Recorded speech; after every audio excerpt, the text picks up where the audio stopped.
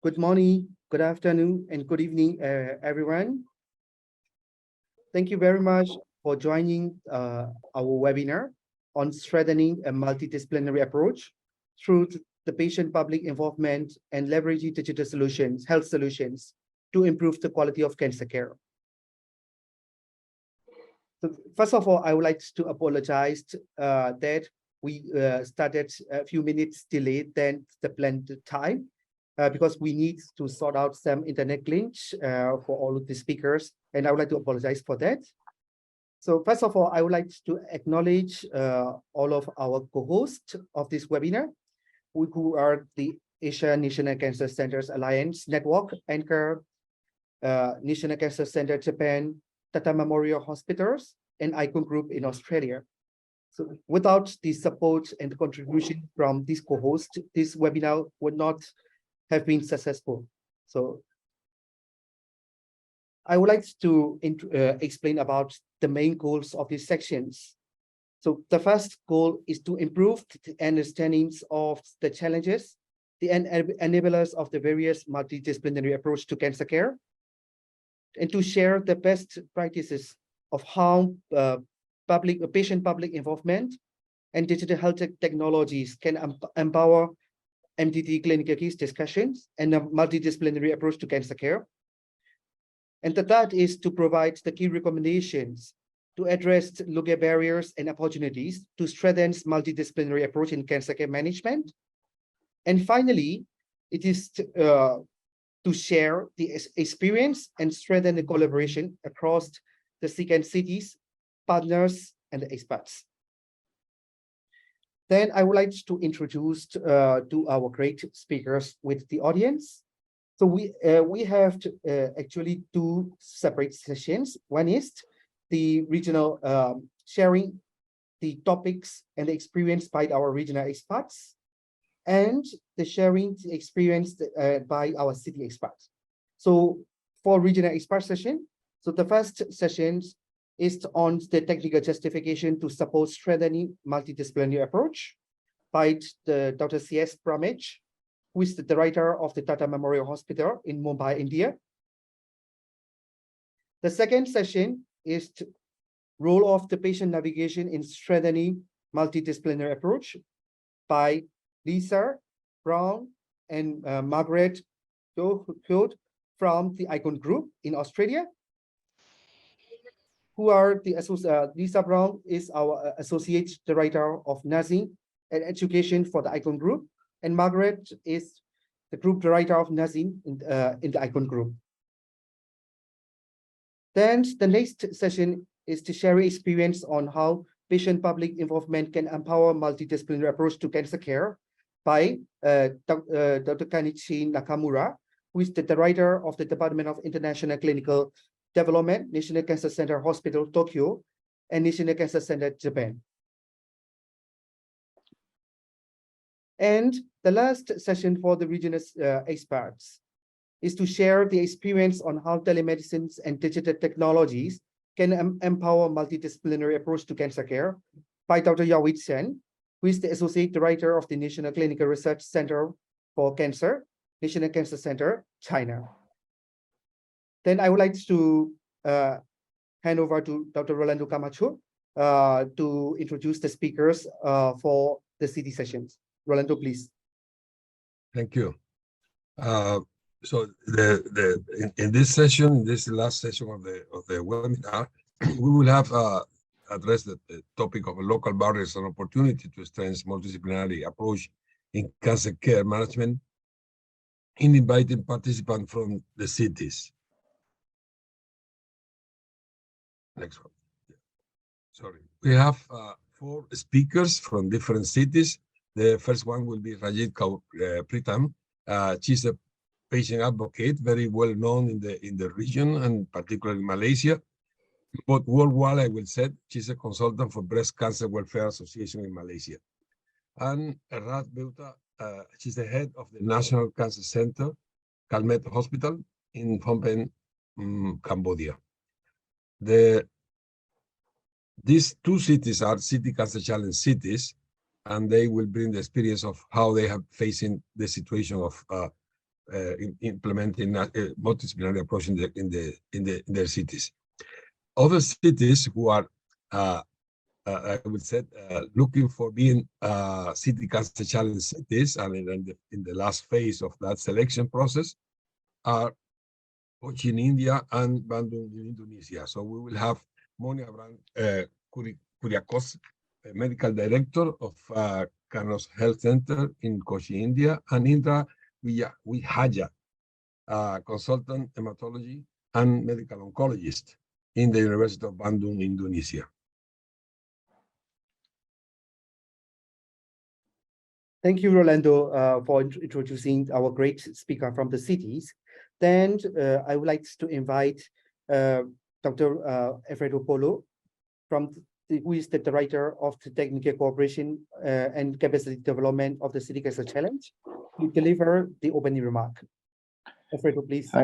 Thank you very much, Tetko, and thank to all the panelists and all the participants that are meeting today. It is really a very important meeting, a very important webinar. First of all, I would like to echo what Tetko said, to thank very much our co-hosts and technical partners that really make this webinar possible. Without your help, it is really very difficult that CICAN can deliver this multidisciplinary approach, the support for implementing this multidisciplinary approach to the cities. I won't speak too much, just to emphasize that the multidisciplinary approach is a patient-centric approach that we like to really promote at the city level. It has been really something that since the beginning, since the inception of CICAN, has been really permeating the work that we are doing in the cities. So again, thank you very much for joining today. Tetko, back to you, and really looking forward for the discussions and having a very fruitful meeting. Thank you, Tetko. Back to you. Thank you very much, Dr. Alfredo Polo, for delivering opening remark. Then I would like to invite Professor William Horn from National Cancer Center, Singapore, who is also the president of the Asia National Cancer Center Alliance Network Anchor, to deliver the opening remark. So, Professor William, please. Hi, thanks so much, Tetko, for organizing this symposium. I'm speaking as the secretary that's taking over taking over Japan for the Asian National Cancer Center Alliance. This cancer issue is certainly very important to all our countries, top killer in many of our countries. And this treating cancer requires a team sport. And multidisciplinary aspects of it, whether in terms of the medical oncology, radiation oncology, surgical oncology, palliative care, hematology, as well as different kinds of professions like nurses, pharmacists, social workers, lab techs, physiotherapists, speech therapists, and otherwise, multiple institutions, and as seen in this platform, multiple countries. And there are certainly many barriers that can impede this. And smoothing out of the digital barriers is certainly an important aspect of this multidisciplinary care. So really looking forward to this conference where we're getting together across the world, across whether we are morning, afternoon, evening, or night, getting together to solve this issue. Thank you so much. Thank you very much, Professor William Hall, for delivering the opening remark. So according to our agenda, the next session is the sharing experience from our regional experts. So before doing that, I would like to inform all of the participants that these sessions will be recorded and will be shared on our website for learning and education purposes after this workshop. So I would like to inform in advance about the recording of the sections. And okay, so please give me a second. I will share my screen. And also, I would like to inform all of you another is that after each presentation of the experts, there will be a facilitated discussion sessions. So you will have the chance to ask the question, to provide the comments and opinions after each session. So please feel free to use the question chat box here, or you can also raise your hand after each topic so that I can arrange to address the question and answer as well as the discussion. So I will share my screen.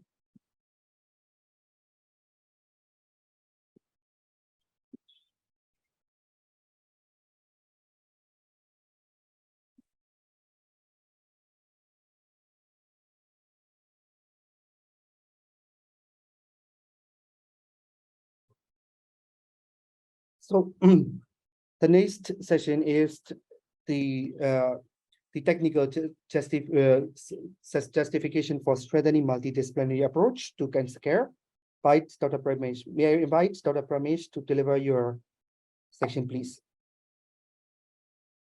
Thank you, TEDCO and CCAN for the opportunity. Excellent to be back again with these webinars, which go a long way in promoting multidisciplinary care for cancer across the world.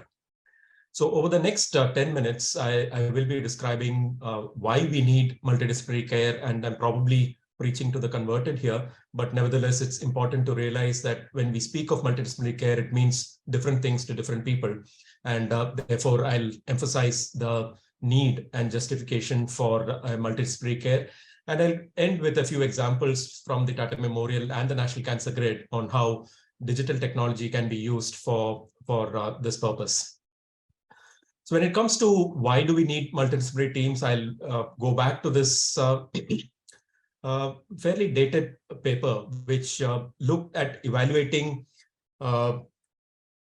the decisions of urologists and radiation oncologists for treatment of localized prostate cancer. Can I have the next slide?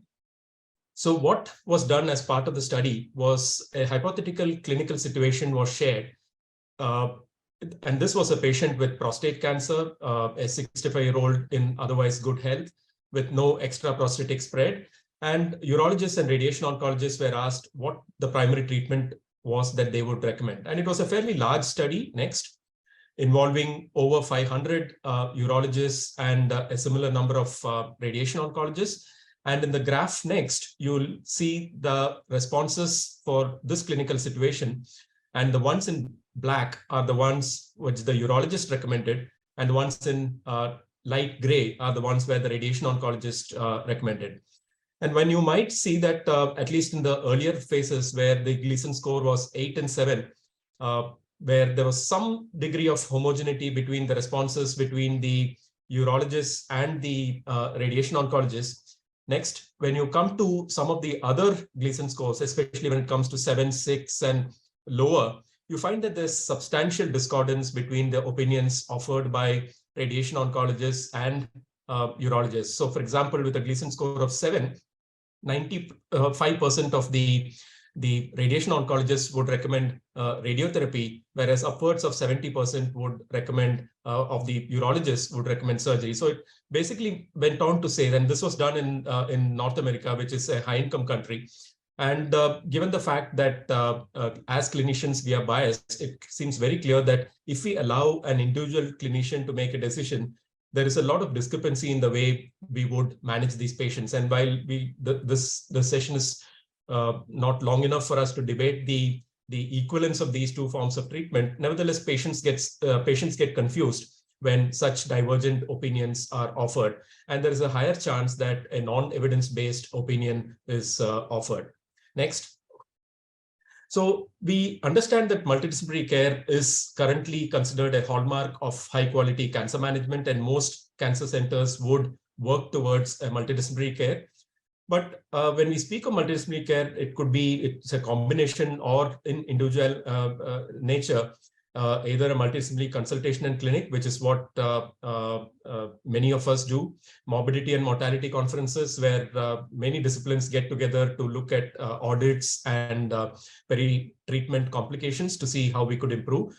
But for the sake of this particular session, we will limit our discussion to multidisciplinary cancer conferences, where treatment decisions are made for patients with different clinical situations. The next. So a tumor board or a multidisciplinary cancer conference is, as we all understand, a very critical element of cancer care. And most centers who pride themselves on offering high quality, patient-centric, evidence-based care would embrace this as a concept that is extremely important. So these are regularly scheduled conferences which are scheduled to make sure that patients get the benefit of a multidisciplinary opinion. And this is done prospectively for individual patients and recommendations based on the best available evidence from multiple inputs. And I think in today's age, it is imperative that any patient, regardless of their socioeconomic status, their geographic location, should have the opportunity to have their case reviewed in a multidisciplinary team. Next. There are several secondary functions of MDTs, many of which we don't understand and don't recognize for what it is. For example, one of the most important elements of a MDT is that it is an excellent forum for continuing education of health professionals. The fact that several disciplines, experts get together and debate and discuss on what is considered the best available evidence and what the ideal treatment should be is an excellent resource for early career oncologists and trainees to get inculcated, not just in MDTs, but on what is best practice for various types of cancers. Next. It also is a quality improvement activity. It's a really good forum for audits and to encourage sharing of data between the multiple specialties to justify or otherwise their opinions, so that what we are effectively doing for an individual patient doesn't benefit just that patient, but also the overall team and the subsequent patients as a whole. It also serves as a forum for development of standardized patient management protocols. Just by participating in these MDTs, it becomes apparent that certain evidence-based interventions, which might be standard of care in high-income countries or in a different healthcare scenario, may not be applicable to patients in our situation. And therefore, it encourages the development of resource stratified, regionally contextual patient management protocols, and not merely aping what is there, what is considered standard of care in high-income countries. And finally, this is something that is not well recognized, but it serves as a forum for innovation, research, and participation in clinical trials, because it's by identifying gaps in evidence that new research questions come into the forefront. This provides an opportunity for the multidisciplinary team to embark on research to answer these questions. And it is always better when a team approach is taken, and participation in clinical trials increases substantially when individual patients are discussed as part of an MDT. So these are some of the secondary, not so well recognized benefits of participating in MDTs. Next. So I'll move on to meeting formats at the Tata Memorial. As I mentioned, a multidisciplinary meeting is three-pronged.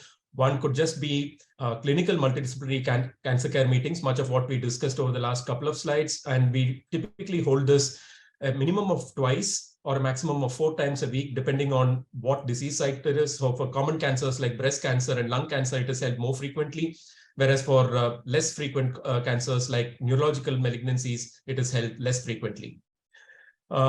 Disease management group meetings are meetings which are held anywhere from once to 4 times a month, which is more of a policy kind of meeting between each site-specific disease management group, which goes on to changing policy in the way we manage patients, thinking of newer research protocols, and thinking of how existing guidelines may or may not fit our current patients, and whether there needs to be a need to modify some of these existing guidelines. And finally, journal clubs and mortality meetings, which you are familiar with a strong emphasis on all members being encouraged to contribute. Often, chairs of multidisciplinary teams are quite dominant, and we see certain specialties, typically palliative care, radiology, and pathology, being less willing to open out with their opinions, and typically being dominated by surgeons, medical and other specialties which are available. So it's important to encourage all members to openly contribute in a spirit of free sharing of information and opinions. Next. So the clinical MDTs at Tata Memorial started almost 45 years back, started first in lymphoma, urology, and gynae-oncology. By 90s, it had become formally adopted in all the disease management groups with, as I mentioned, emphasis on equal participation in a very democratic manner in the decisions and opinions that are offered. So every patient who walks through the portals of Tata Memorial would have an MDT once before starting the treatment so that a clear treatment decision is made, and that any subsequent decision point, either when there is complete remission of disease or if there is a recurrence or a relapse of the disease. And these have actually led to the subsequent developments of our evidence-based management guidelines, which we've been developing over the last 20 years. Next.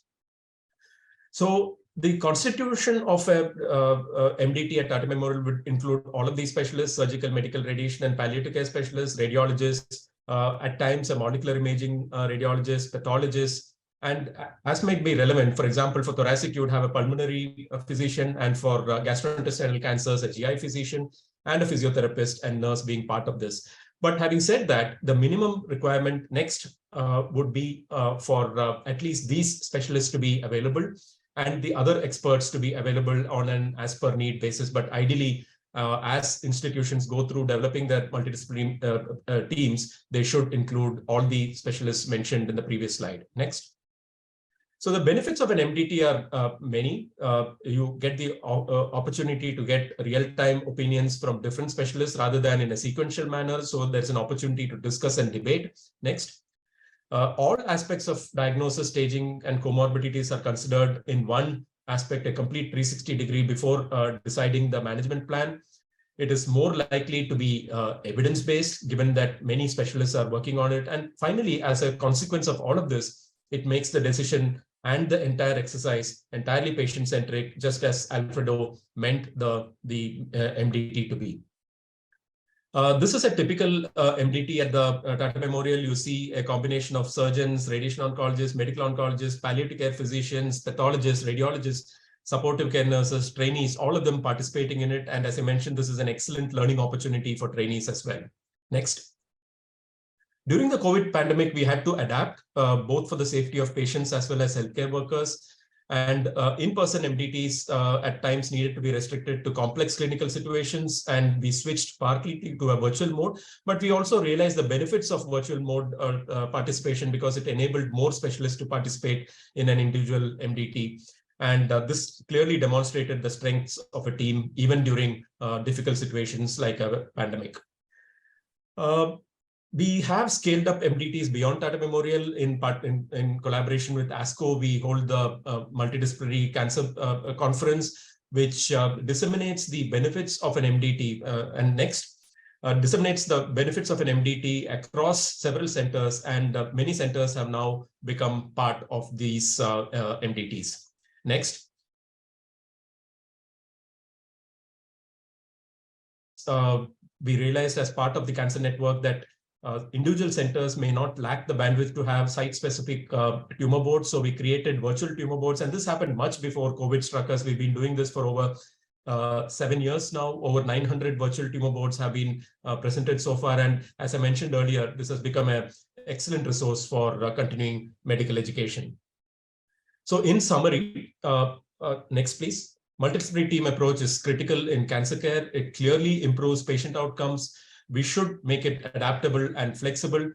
Digital and virtual solutions are possible, and this approach clearly promotes evidence-based medicine. However, as I mentioned earlier, the emphasis is on making it democratic, with communication being key. Thank you very much for your attention, and I'm happy to take any questions.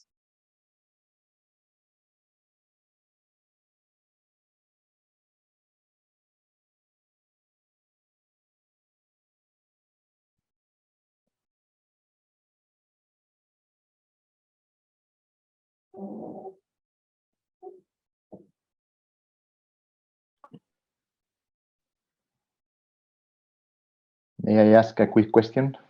Please. Thank you, and thank you, Dr. Pramis, for your presentation. This is Alfredo speaking here. I'm interested to know how you use these tumor boards in the training and education of medical residents. It is mandatory for them to attend these meetings. It is somehow reflected in the logbook, in the resident logbook? Do they need to attend a certain number of tumor boards before getting the degree? How you manage this very important mission of the tumor boards in the education of medical residents? Thank you.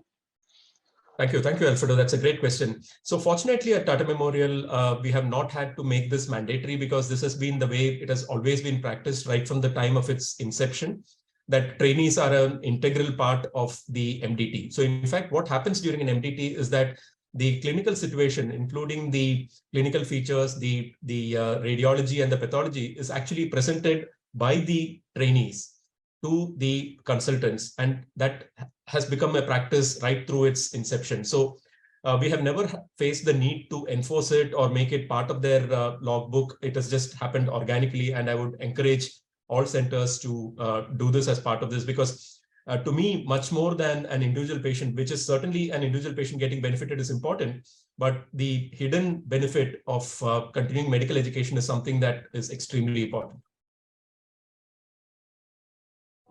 Thank you, Dr. Thank Pramit. you.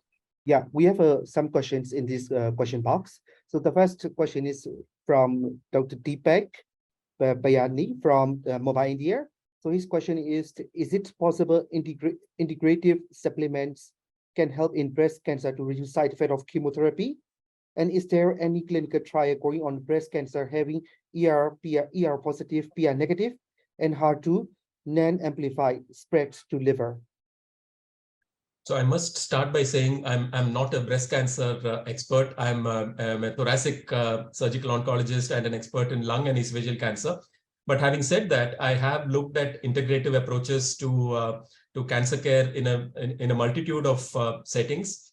There are some where there is some evidence to support it, many which are touted as useful supplements without real evidence to support it. And I would caution against the use of non-evidence-based therapies, even if they are considered as supplementary therapies, because very often the constitution of those supplementary therapies is unknown.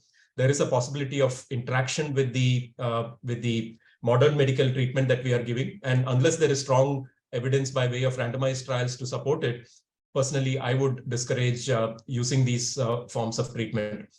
The second question about clinical trials on ER positive, PR negative, HER2 non-amplified liver metastasis is, I'm afraid, way out of my area of expertise, and I'm probably not the right person to comment on that.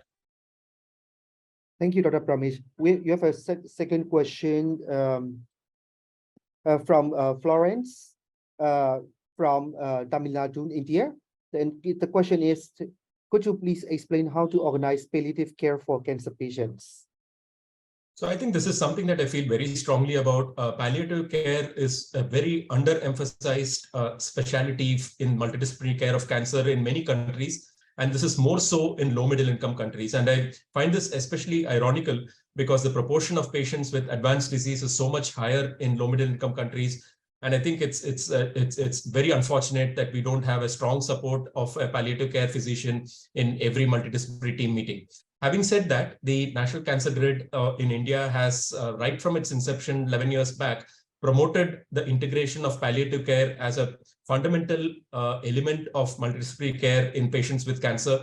We have made some inroads. There are pockets in India, like where Moni comes from in the state of Kerala, where palliative care is almost a given. But unfortunately, there are many parts of India, and I suspect many other parts in low middle income countries where it is not given the importance that it requires.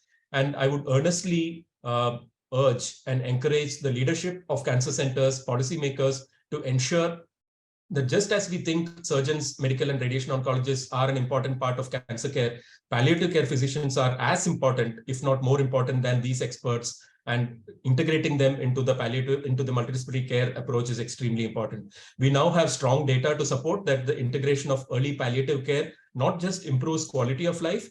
There are certain cancers where it even improves survival. And I think it's a low-hanging fruit, which we should all adopt as an important part of overall cancer care. Thank you. There's also another question about, would you include immunotherapy as part of MDT approach? Also, would you consider non-medical oncology immunotherapies like amyloid plus high-dose vitamin C, mistletoe, and dendritic vaccine, etc., also as part of MDT approach? So I would strongly propagate the use of proven evidence-based approaches to all of this.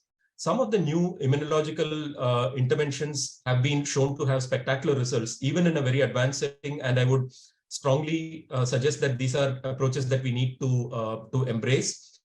However, many of them are very expensive, and whether a true cost-effectiveness analysis has been done relevant to the regional context is important before we adopt these. So some of the new PD-1, PD-L1 inhibitors have shown remarkable improvements in survival as well as quality of life, but cost is a factor. But there are other less researched immunological approaches which I would caution against using, and some of these are listed in the question there without strong evidence to support it. So what I would earnestly approach is, rather than look at individual interventions and see whether they should be part of an MDT, every intervention that is supported as part of the MDT decision-making process should be evidence-based. And this is where the collective wisdom of a group is so much superior to the individual wisdom of each of the experts who may or may not have biases to support their opinions. Thank you, Dr. Pramesh. So we have a questions in the box, but because of the time limitation, because we have already completed, overshoot the 50 minutes section for Dr. Pramesh. So could you please let us stop the question and answer session here? But of course, there are subsequent sessions. So if you have the relevant questions, could you please post the question in the question and answer Q&A box?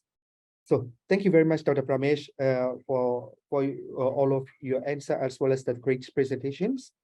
So let me share my screen.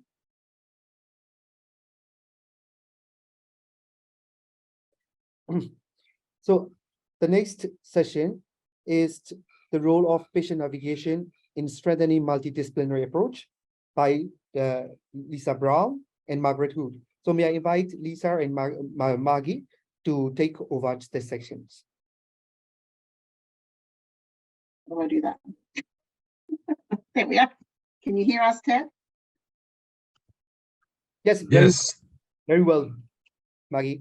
Thank you.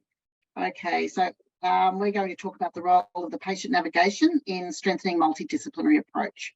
So if we can have the next slide, thank you. So tonight we thought we would present a case study, and use the case study to facilitate our discussion around how the patient navigator role actually strengthens a multidisciplinary approach, because the patient navigator is central to the success of a multidisciplinary team approach. Next.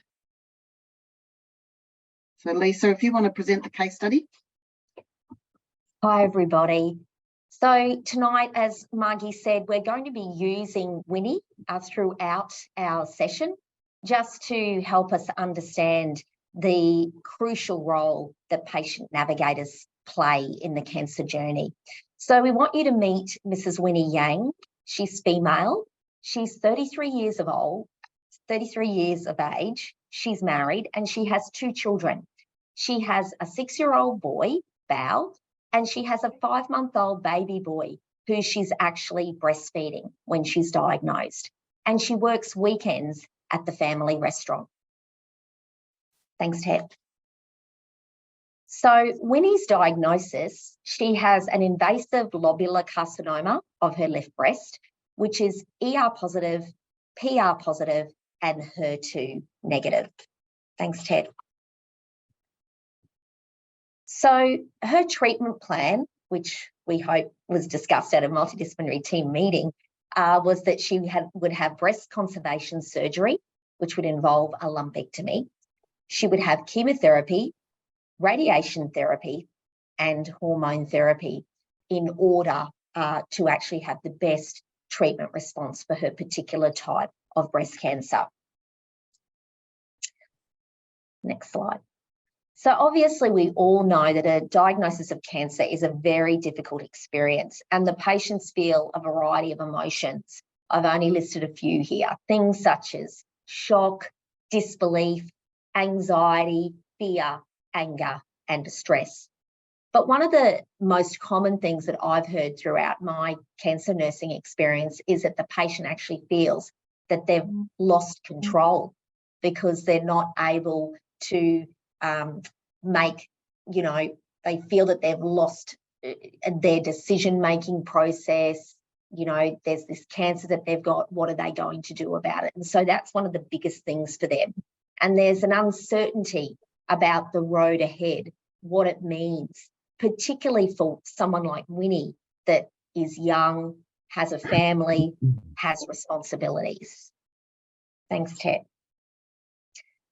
So obviously, when a patient enters into our healthcare system, whether it's for cancer or for any other type of medical diagnosis, it's very, very complex. And a diagnosis of cancer is challenging for their patient and their loved ones. But what makes it even more challenging is negotiating our healthcare system, and it can be very overwhelming. So looking at this series of roads and highways, this can be what the patient is facing. So patient navigators have been widely introduced to assist patients to find their way through the healthcare system and to overcome barriers so that they're able to access all of the appropriate resources. So the patient navigator aims to walk that journey or drive that journey through all of those roads and help the patient to get to the other end. Thanks, Ted. So a cancer diagnosis, as we know, generally results in the patient meeting a wide variety of health professionals who manage their care across a number of different settings over a period of time.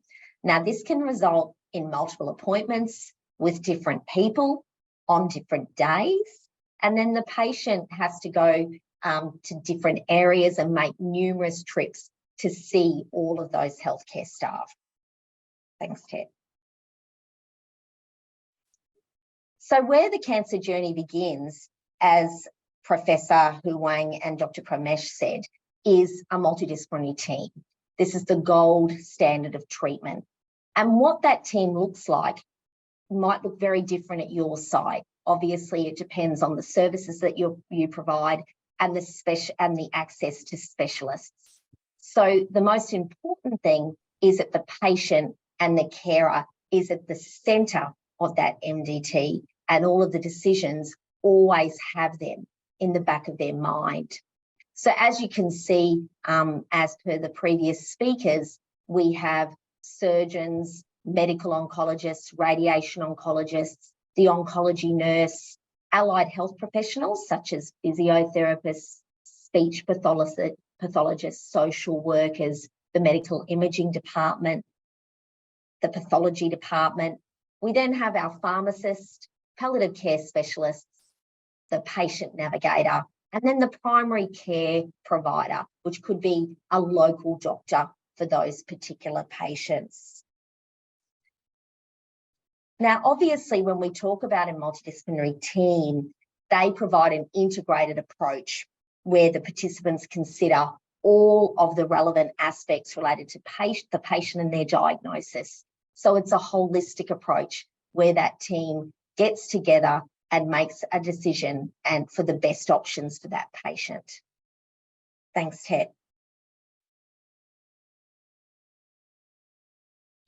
So I'm just going to hand over to Margie, who's going to lead our discussion in relation to the patient navigator and how they strengthen a multidisciplinary approach. Thanks, Lisa. So we know that the multidisciplinary team is patient-centric approch, but central to that is the we call them nurse navigator, so excuse me if I slip into that. I mean the patient navigator.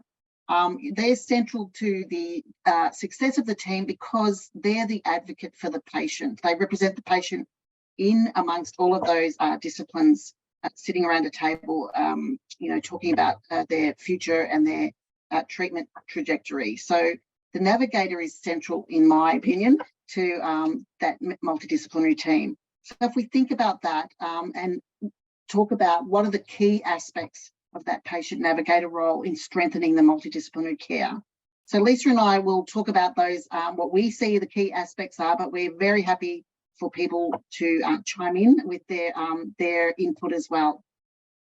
So Lisa, what do you think would be the main key aspect of the patient navigator in the multidisciplinary care?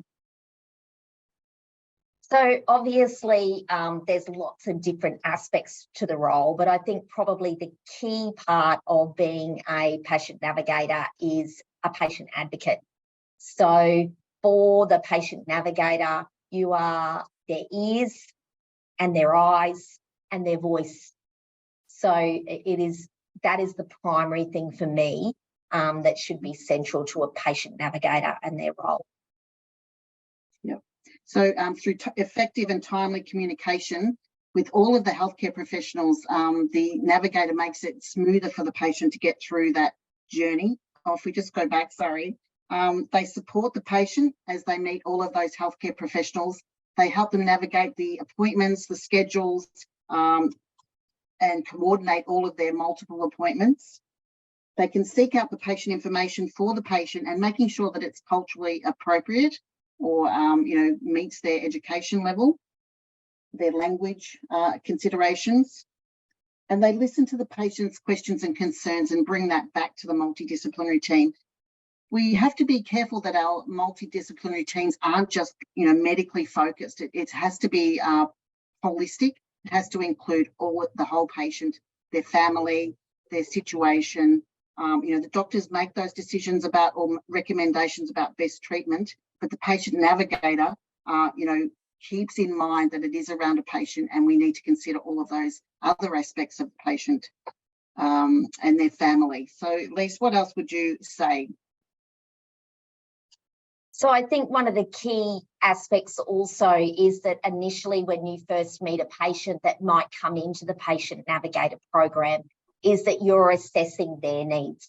So we might look at that case study of Winnie and think to ourselves, oh, Winnie needs, assistance with the children. Will she need transport issues?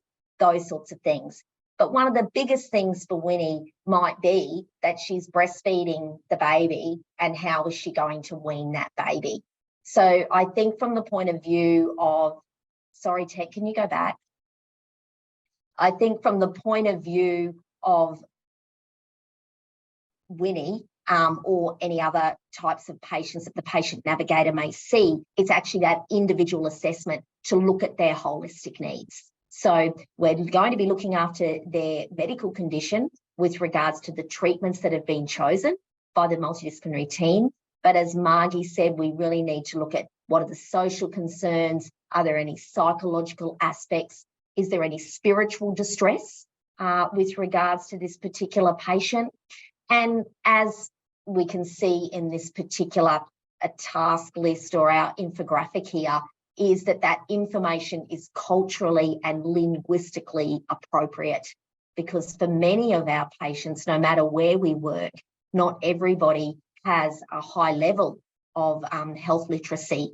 And so that is very important for the patient to make an informed decision about their treatment. And that's another big role of the patient navigator, that you can help them understand their treatment, possible adverse effects, what are the options, all of those sorts of things. So I guess, Lise, the most important part of being that patient advocate is to help the patient understand their disease, what are the treatment options, helping them to make an informed choice and including them in the decision making. Often in the past, before multidisciplinary teams, patients were told what they were going to have done, but now we need to make sure that they are part of the decision-making process. And I think the patient navigator is central to helping the patient understand, the language, what the doctor's talking about, what the treatment options are, what the outcomes could be. So I think, that to me, that patient advocate is the most important role for the patient navigator. Maggie, I saw there was a question pop up, so I'm not sure, Ted, if you want to read the question.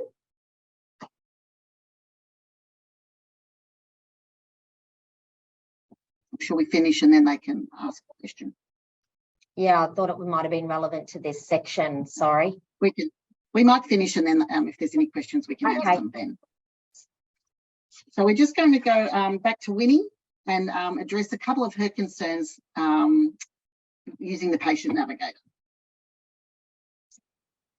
So with regards to Winnie, and obviously this is specific to a case study, a patient that I've nursed in my cancer experience, these were her key concerns. So upon meeting her as the patient navigator, she identified that her biggest concern was that she had to stop breastfeeding. She had limited movement in the left arm, which obviously was the side of her lumpectomy. And so therefore she found it difficult to attend to the children, changing of nappies. Her little 6-year-old boy still, you know, wanted to exercise and jump up and down at the park. So all of those things were difficult for her. She had pain in her breast and the surrounding tissue. And also there was the side effects of chemotherapy. Thanks, Ted.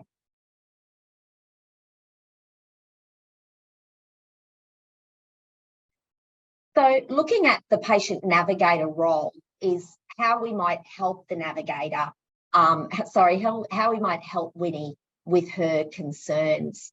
And so with regards to the patient navigator, you would sit down and you would go through each of these aspects. Thanks, Ted.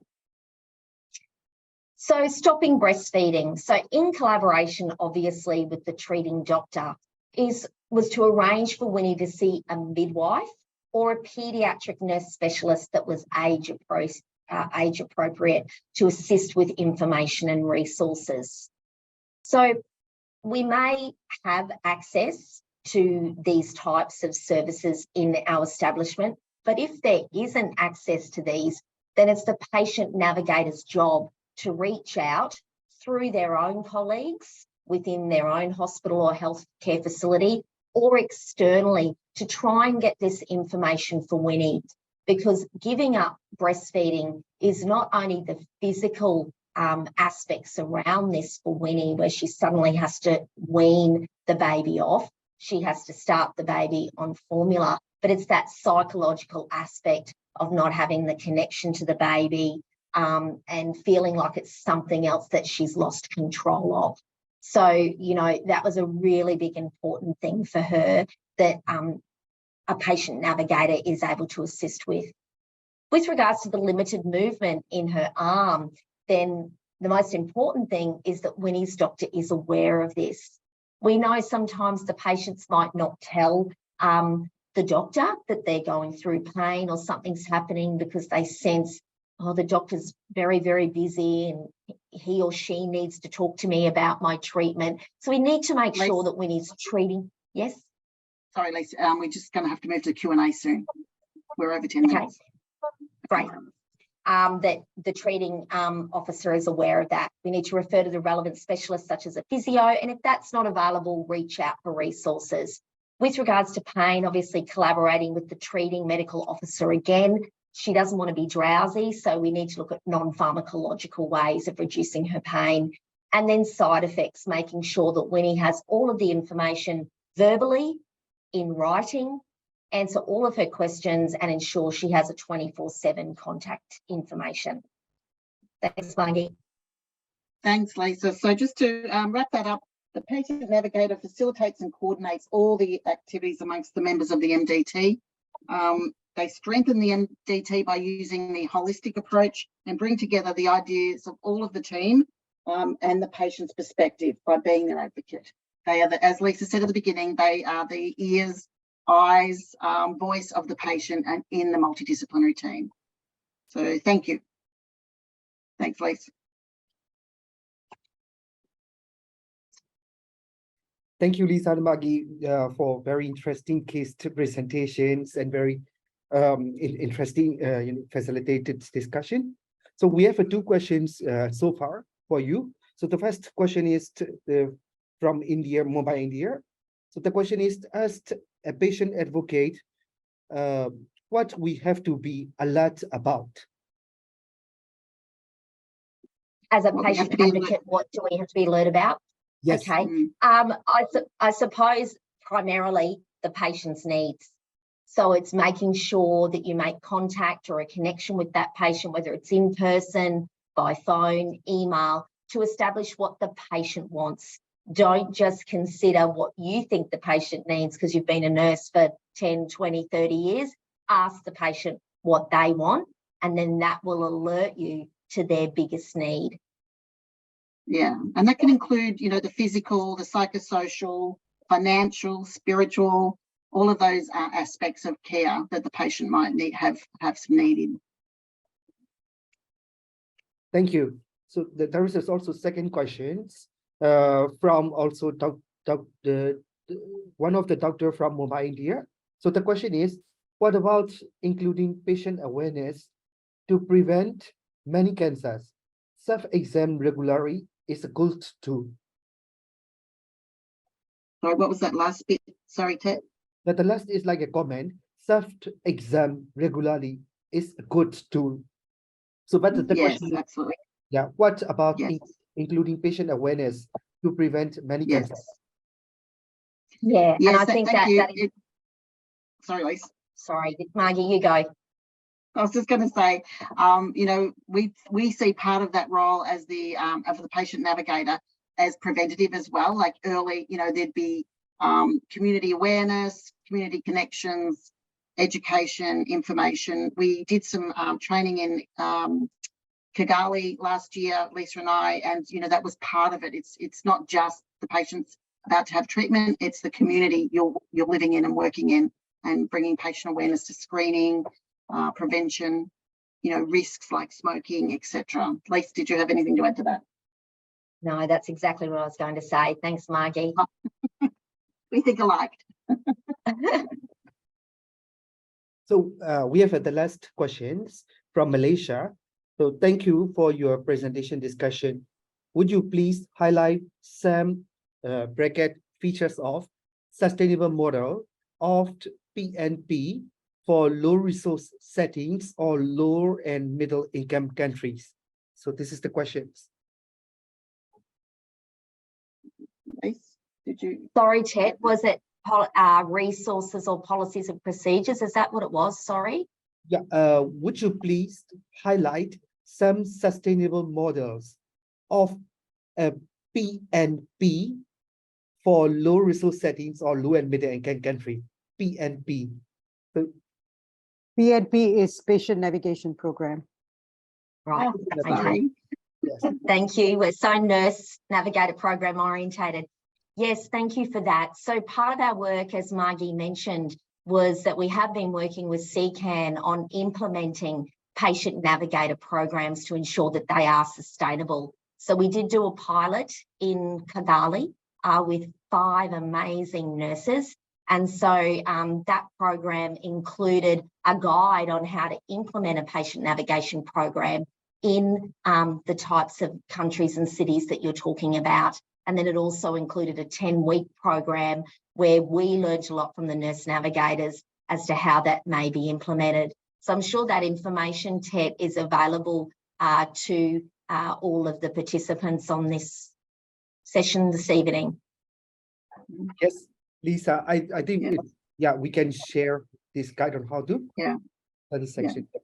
And in that guideline, you know, we gave examples of resources and policies and procedures, frameworks. You know, we gave all of those examples that you can build your own sustainable program in your own city.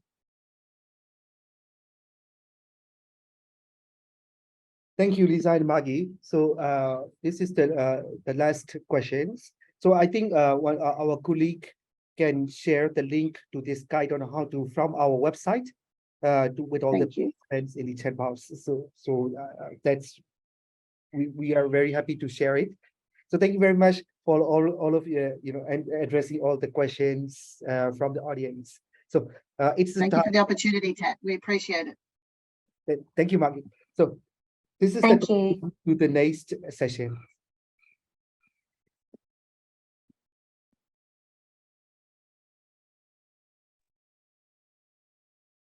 So may I invite Dr. Kenichi Nakamura from National Cancer Center Japan to share experience on how patient public involvement can empower multidisciplinary approach in cancer care. So Dr. Nakamura, the floor is yours. Okay, thank you very much for your kind introduction. I'm Kenichi Nakamura from National Cancer Center Hospital. NCC Japan was the former chair of ANCA, and we are expanding our clinical trial network to Asian regions or Asia and other regions. So it's a great honor for me to be invited to this important meeting. And today, I'd like to share our experience on patient and public involvement in JCOG, which is the largest cancer clinical trial group in Japan. And the decentralized clinical trials are a little bit, because telemedicine is one of the topics of today. The next, please. First of all, I'd like to just briefly introduce JCOG, which is our largest cooperative group in Japan, founded in 1990. And JCOG has a clinical trial network involving about 200 Japanese institutions. And we have about 100 ongoing clinical trials right now, and about 70% are phase 3 clinical trials. And we are enrolling more than 3,000 patients per year. And our mission of JCOG is to develop a better cancer treatment based on the patient need. But the problem is whether we correctly understand the needs of patients. Next, please. And sometimes we have a perception gap between the investigators and patients, and this is an example. So about 5 years ago, we discussed a new clinical trial idea with patient advocates, as is shown here. And our study population is early stage HER2 positive breast cancer. And the standard treatment is first we give primary system therapy consisting of chemotherapy and anti-HER2 therapy. Then when the clinical CR is observed, the standard treatment is surgery. And our clinical question was if surgery could be omitted. So the aim of this study concept is to confirm the absence of recurrence by no surgery strategy. Actually, we believe this idea was wonderful, great, because we can omit surgery, and we can preserve the patient's breast. But next, please. But one of the patient advocates says that, next, please. Yeah, so one of the patient advocates said that it's okay to have the breast removed. The problem for her is long-term hormonal therapy, which sometimes continues for 5 to 10 years. The burden of the hormonal therapy is much heavier than that of surgery, at least for her. This is a typical example of perception gap between investigators and the patients, and we noticed this perception gap after we talked with patients. Next, please. When I talk about the importance of PPI, I always use this framework. That is a Johari window, which is often used in considering how we can improve interpersonal relationships. This is a 2x2 tables, as is shown here. And the columns are known or unknown by self, and the rows are known or unknown by others. Then the left upper side, you can see the open window, known by self and the others. And the important thing is to expand this open window to improve interpersonal relationships. Next, please.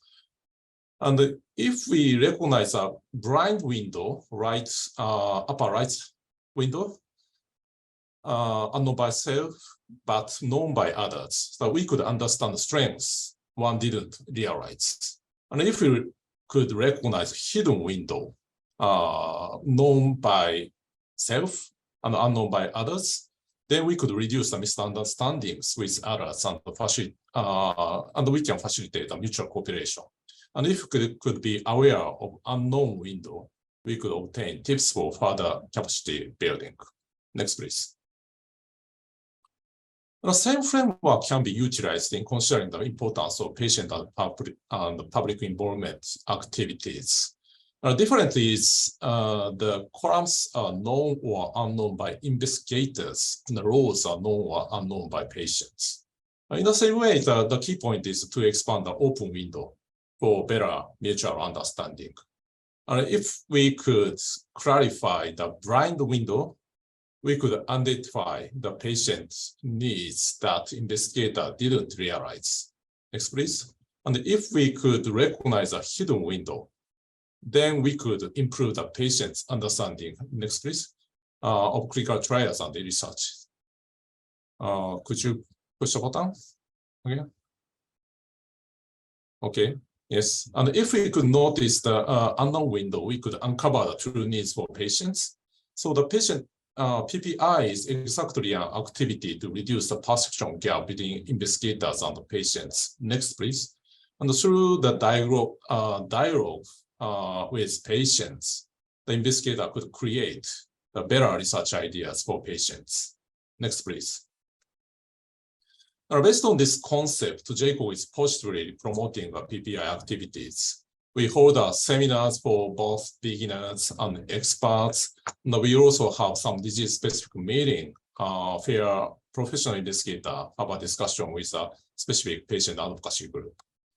And we sometimes discuss a treatment development strategy, as I showed in the previous slide. The JCO PPI committee incorporates some patient advocates, and we actively promote PPI activities together. And one of the latest activities is to make a so-called lay summary, which is an easy to understand information sheet describing the summary of clinical trial results. And actually, we distribute this lay summary to the participating patient after we get the trial results. Next, please. This is another activity that responds the serious patient needs, a decentralized clinical trial initiative. So this is a free decentralized clinical trial. And the patient needs here is that for patients living at a distant area, it is difficult for them to come to National Cancer Center due to the time and the financial constraints. Japan is not a large country, but sometimes it takes more than 3 hours or 4 hours to come to Tokyo. And sometimes the patients participating in clinical trials should come to National Cancer Center weekly. So for patients living at a distant area, it's difficult to come to National Cancer Center once a week. So then we are now preparing a free decentralized clinical trials where the patients do not come to National Cancer Center at all. So you can see the right below. So there is an investigator at the National Cancer Center Hospital, and the investigator will see a patient all online. So he will make an eligibility check, informed consent, go or no go decision, or evaluation all online. But the patients still need to have to receive some examinations, such as blood testing or CTs. Then the patient will go to the neighboring hospital. We call it the partner hospital. Then physicians will share the testing information with National Cancer Center Hospital.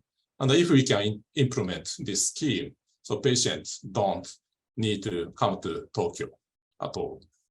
So this scheme is based on the patient needs who are living at a distant area. Next, please. This is our last slide. So the aim of the PPI for us is to reduce the perception gap and uncover the true patient needs for better clinical trials or better clinical questions. And these DCT are under developing based on the patient needs. And but some may say that PPI requires a time and resource, and sometimes decision making becomes slow. But I believe that it's essential for generating new ideas, enhancing organizational trust, and increasing the social value of clinical trials. So that's all from me. So happy to take any questions. Thank you very much, Dr. Nakamura. So if the questions from the audience, could you please drop in the Q&A box? So at the moment, I would like to call any questions from the panel for the Dr. Nakamura. Yes, Tetko, this is Alfredo. May I ask a question to you, Dr. Nakamura? Thank you very much for your presentation. My question perhaps relates to how this approach may benefit or may improve patient-reported outcomes. Do you experience better engagement from the patient side, using this decentralized approach, how this influence the quality of the data when reporting these patient-report outcomes? Thank you. Thank you very much for your questions. Your question is patient-reported outcome in DCT settings. So recently we have, we have just started to collect the patient-reported outcome. Previously we collected it by paper basis, but recently we collected through the electronic PRO system.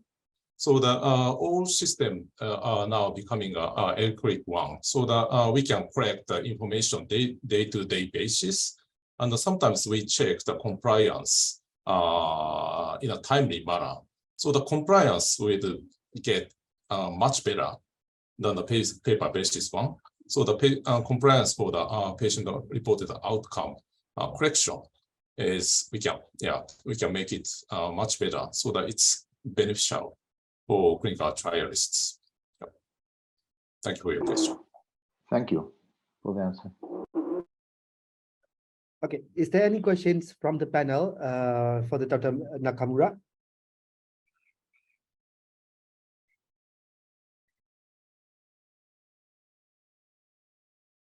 Okay. Yes, we have There is a question from Nepal. Yeah, one question from Nepal. Yeah, Dr. If there is any chance to get over treatment by MDT approach?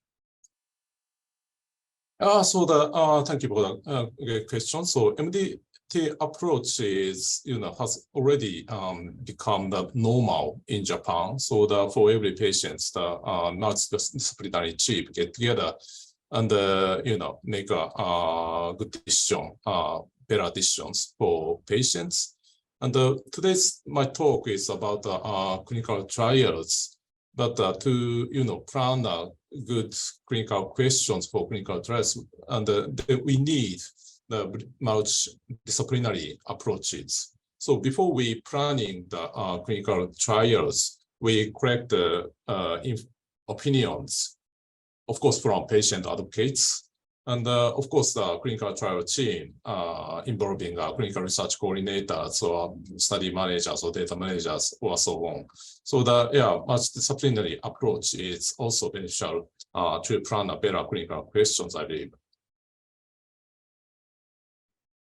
Thank you, Dr. Nakamura, for addressing all the questions.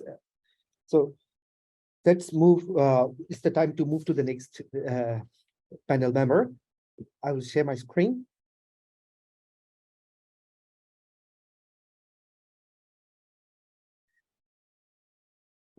So the next session is on sharing experience on how telemedicines and digital technologies can empower multidisciplinary approach in cancer care by Dr. Yawi from National Cancer Center, Japan. So may I invite Dr. Yawi to take the floor, please? Thank you, Pat. I really appreciate Anka and the CCAN give me this opportunity to share some experience on how telemedicine and the digital technologies can, empower the multidisciplinary approaches to cancer care. Because I came from China National Cancer Center, I wanted to, even though we're talking all the, can you go to next, please? I want to just show people how, the burden, cancer burden in China. Next, click twice, please. So you can see from this number, this is from GlobalCan. In 2020, China's new incident cancer cases could reach 4.5 million newly diagnosed cases, which account for about like 1/4 of the whole world cancer patients. That's huge burden, in China. We already know the cancer patients are pretty overwhelming in many, many tumor hospitals, cancer hospitals in China. So I think the, telemedicine and the digital technology will be really empower for the hospital and for other aspects to really, encountering those huge cancer burden in China. Please next. From this, here is an example of a patient-centric digital healthcare model. There's covering 7 aspects for including the MDT in the hospital, using those multidisciplinary team to treat patients. And also, how to empower the physician with up-to-date diagnostic capabilities, like genetic testing. And also there's many important things, the facilitating those communication between physician and the patients. Particularly in China, this is even more important. So every doctor's seeing patients each day, like 50, some even 70 patients. They only have very minimal timing talking with those patients, how that could, efficiently communicating with the doctors to tell them, their situation to make the diagnosis even more important using those digital technology. So today please next, I will focusing on kind of like 3 aspects, from the, okay, go back. Sorry, how follow-up system, the big data company, and patient education from those 3 aspects, how those digital technology could empower. So currently we're kind of on the stage in the development for tertiary care modules, but now I wanted to share with you the already matured one we're doing for primary cancer prevention. I think that's kind of have an implication for patient care as well. Next, please. So this is we call it a smart health management. There's kind of like 2 aspect. One is for the researchers, they can be using this smart health management to managing their patients populations or general population to do the research. On the other hand, for individual, they can using this app to evaluating their health risk after by answering a couple questions. And then we can using this through this app collecting their information. We make the general epidemiology questionnaire as different modules, which is saving time, and also for people who are using, they don't need it to finish one time at once. They could finish the different modules at different times, and also they can just pick in the modules that they kind of really interested to working on those. And next, please. So for the general health evaluation, so you can see we can evaluating their predicting their 19 different cancer sites, their risk. And then after you answering those questions, we give you the first the picture. You can see there's so many different organs that are representing different cancer sites. You click any one, for example, this lung cancer, that show you your risk is higher than the general population or lower than the general population. This particular person is definitely lower than the general population, which you can see in the middle, showing the general population risk. More orange, the risk is higher. And also we'll list their protective factors and also the risk factors. And for each different modules, we can also, after they answering those questions, we also giving them the summarization table. For example, the third picture, you can see this is from for their alcohol drinking, the telling them their alcohol drinking level, it's general belong to the low level or middle level or higher level. And the last picture is showing their hobby. We can tell them, based on their hobby questionnaire, we can tell them whether they have the exposure to dust, to some chemicals, or to some, the PM 2.5 particulate matters. So those are also all related to the cancer risk factors to see whether they have those risk factors. We want to kind of using those, giving the individual the feedback. They just not just answer questions and for research purpose, but they can also using those to get for their own individual risk, how much their risk and what they can do to reduce their risk to particularly for the future to realize so how many different aspects would affecting their cancer risk. They can exercise those in their daily life to try to reducing that. But we're also using this smart health management, this digital platform, to follow up those people. After every 6 months, we're sending them feedback message, asking them to updating their those profiles. And in those management that particularly have past medical history and their medication use, they can recording all their past medical histories and their disease history, their medication use. And then we give them a summarization table. When they see the doctor, they can show him those table. They won't forget when they talking the patients, within that's such short time period, they might forgot something, and letting the doctors more aware, their patient's situation. Next, please. And here is, all the question modules. For each modules, we have a specific variables. You can see it's more than almost 2,000 variables included in this particular module. We also developed the data manual already being published. Actually, we were thinking about, translating. Right now, the version is mainly in Chinese, and in the future, we're trying to, translating all those into English and maybe some other languages as well. Please, next. And yes, so for the digital education, I think that's also another very important aspect. For many patients, they even before they have a disease, they wanted to know what potential factors could affecting their risk of developing the disease. And also for many patients, they wanted to know, what causing having the disease and what they could do reducing their potential risk for the future, and they could having a better quality of life. But we all know right now that if you go online internet, there's a lot of misinformation. How can we really managing those misinformation, which really require more sophisticated or from more prestigious institution to really summarizing all those scientific evidence and using the more easy to understand language to translating those scientific information to general population. They could understanding, how they got the disease and what they can do to reducing their risk and to increasing their survival. So this is how we, for primary cancer prevention, we developed this China Code Against Cancer under the World Code Against Cancer framework.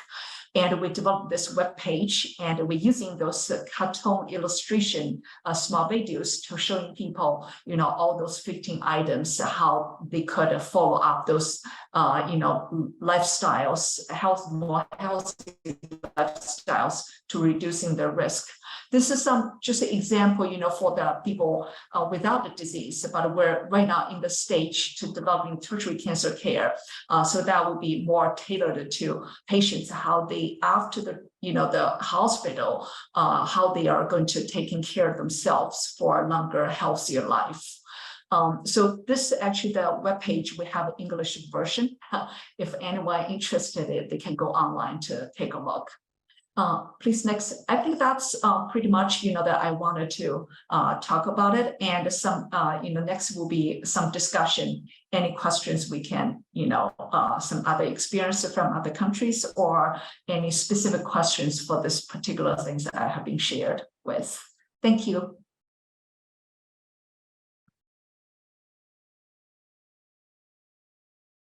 Thank you, Dr. Yawi, for sharing a very informative presentations. So, is there any questions from the panel to Dr. Yawi?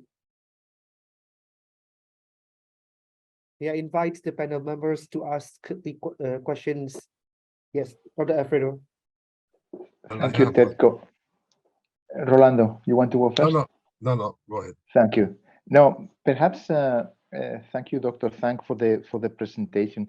Just to understand better if these digital tools presented are linked somehow to a patient navigation program, an established patient navigation program, or if there are any plans to link the two things together, and how you see the role of digital tools to facilitate the role of patient navigators. Thank you.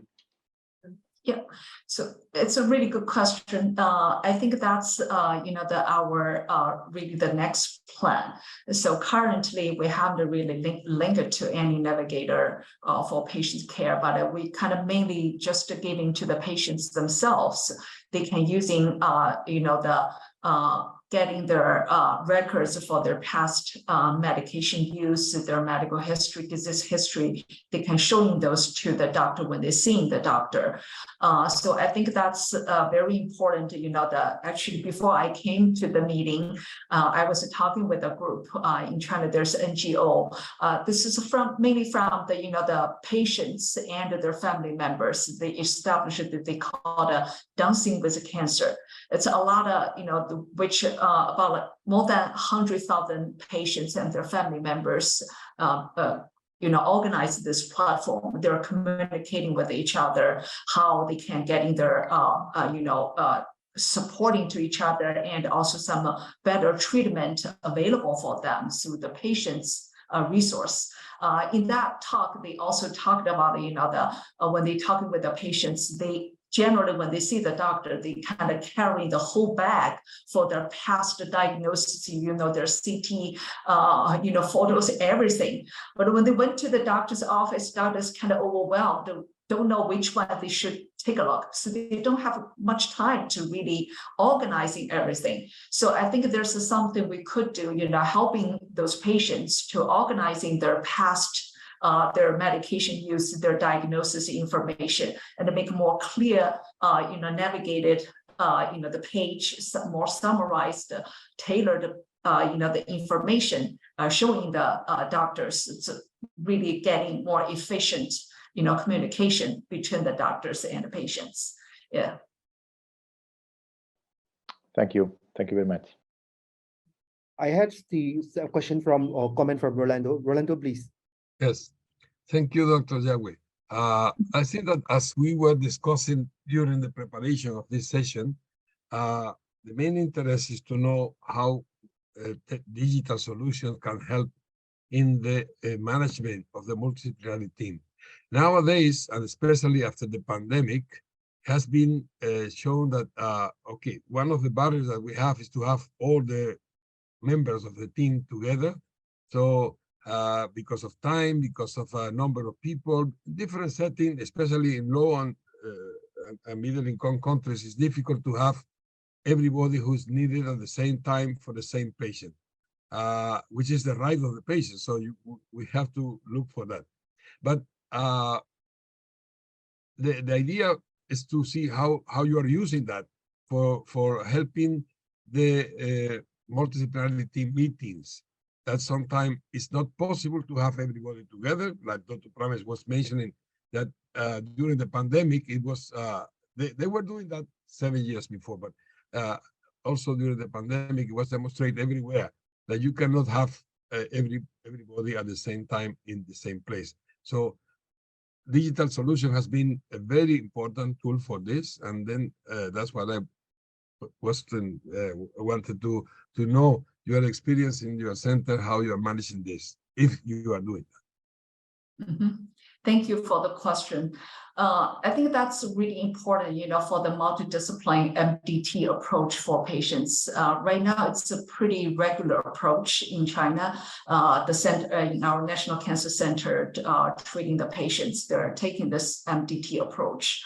And also, as you said, there's how every time we can letting all those different experts at the same time and coming to discussing one patient's the follow-up every single patient's, that's also difficult sometimes.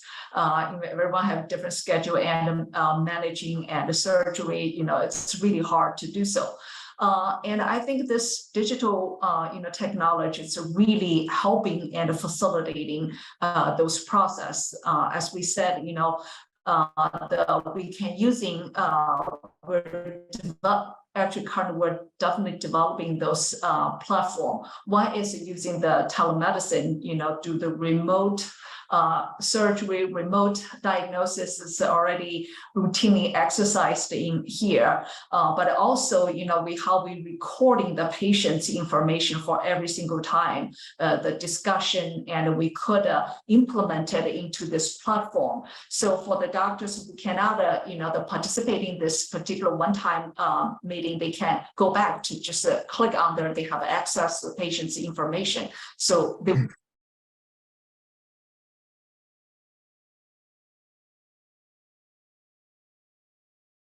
Oh, I think Dr. Yawi connection is interrupted. Yes. Yes, it is. Oh, she was dropped. Okay, so Okay, let's move. yeah, so Dr. Yawi could provide her answer in the question and answer part as well. So because of the time limitations, we need to move to the next session. So next session is the sharing of the experience from our city experts, and this section will be moderated by Dr. Rolando Camacho, our global technical leads from the City Cancer Challenge. So Rolando, may I hand over to Thank you, Teko. Yes. Thank you.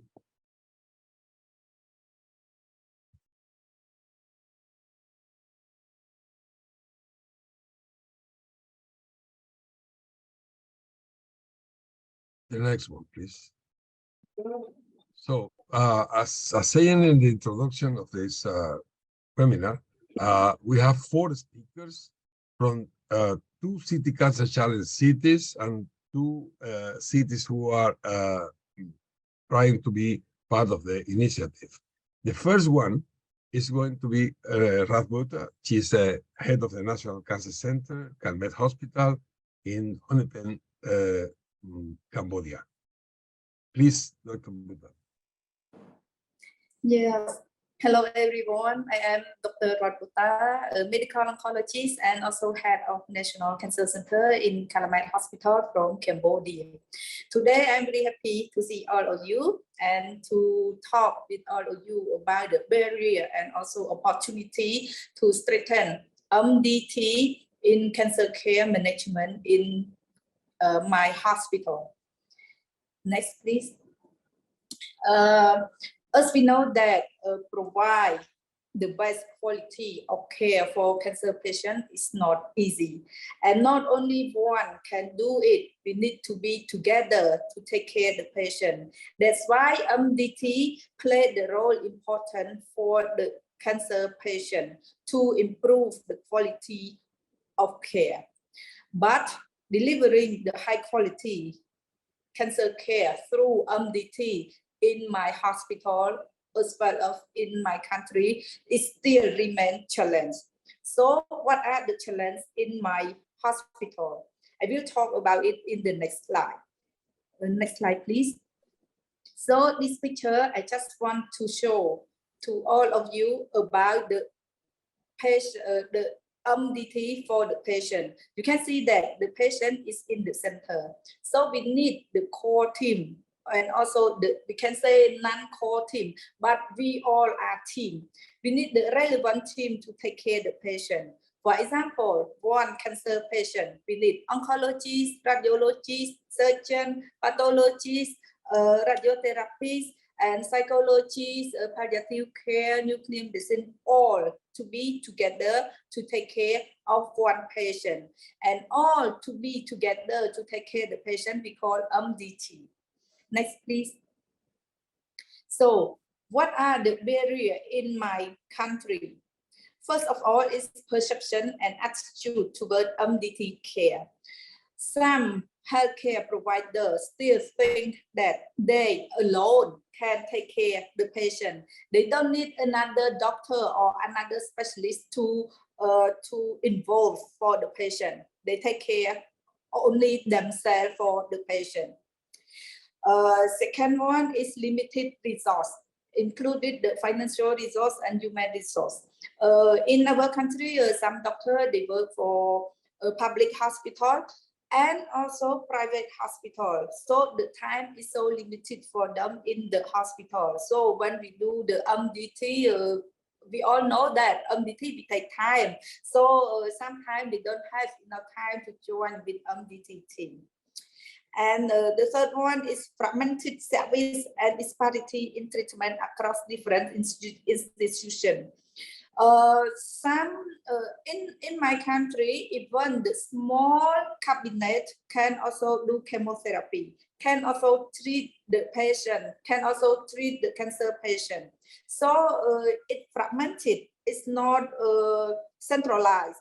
So it's difficult when we don't have MDT team. For example, the patient with a tumor on their breast, they can go to see the surgeon first or the gynecologist. Then when they go there, they got the surgery before anything. They didn't do any biopsy or any CT scan or any stage or any diagnosis. Just see the tumor. When they go, they want to see the surgeon or gynecologist, they do the surgery first. So it's really difficult for us to take care the patient well. So fragmented service and disparity is also the barrier in our country. Next, please. So for our opportunity, education and training is really important. We need to educate and train the healthcare provider to know the benefit and advantage of MDT. And next, leadership support. Leadership from hospital, from Ministry of Health, from relevant sector need to encourage the relevant specialists to know about the importance of MDT. Collaborative research. We need to encourage all doctors to do research, to improve, to gain more knowledge, to know about the MDT. And technology also play the role important in the MDT, because the real example in my hospital, in fact, in my hospital, we don't do the MDT systematically for all the patients, because we have the human resource limited, we have time limited, we have the knowledge, the barrier that I talked earlier. But we do in the complicated case. All the complicated case, we do the MDT for the small group. And during the COVID, what we do by telemedicine. We make appointment, all the relevant doctor, then we do the MDT by Zoom. So technology also give us opportunity to do MDT. And the last one, I think city challenge cancer will and also help us to improve access to equitable quality cancer care by push all the relevant specialists to know about the importance of MDT. Yeah, because I have only 5 minutes, so I present very short, but I welcome for all the questions. Thank you so much. Thank you very much, Dr. Ra. I think that I would like to summarize your last slide, because I think that it's very, very important to motivate the discussion. And I will encourage people from the cities who are participating here from different countries to ask questions, because I think your challenges are very common in most of the countries, and also the opportunities that you are mentioning are extremely important. The education is basic for things, because people have to understand. Doctors are not educated in this concept, and then they have to understand the benefit for the patients and the benefit for themselves, but also the leadership support, because you need the leaders. You need leaders to attract the other people. And then this is normally the way that the multidisciplinary thing in most of the places has been starting, like collaborative research. You know, when you are a member of the team, it's the way to present papers, to prepare papers, to present in the Congress, to present even in internal meetings in the hospital. So people feel proud of being part of that team. But also the support of the technology. I insist very much that nowadays it's almost impossible to work with the MDTs properly if we don't have the support of the technology, telemedicine, and so on. And finally, the topic that you mentioned about international collaboration. Yes, City Cancer Challenge has been working with the cities. In most of the cities, this topic has been a challenge identified by them. And we have been able to join many of our partners in something that is called a quality project that include a training program, which is a master course in multidisciplinary cancer care, which is with the support of ASCO, with the support of IEA, with the support of the International Society of Cancer Nurses, and Nurses for Cancer Care, with the support of Palliative Care Association, and so on. So this is really an opportunity in the City Cancer Challenge cities, and I'm very happy to hear your presentation. Thank you. Please, questions.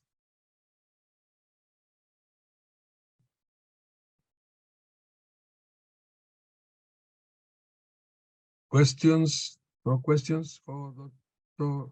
Pratt? Nobody from the panel? We have one question. There is a question in the chat box. About how many private and government cancer hospitals to follow MDT in your country? So it's a question to Dr. Buter. Yeah. Yeah, thank you. For the government hospital, we have only two now. One in Kalamat Hospital, another one in we call Russian Hospital in Cambodia. But for the private hospital, we cannot say the private hospital. We can say private sector. That means only private clinic and cabinet. They also treat the cancer patient. We have a lot more than almost 10, I think. Because only one doctor, one medical oncologist, or one radiotherapist, they can open the cabinet and treat the cancer patient. So we have a lot.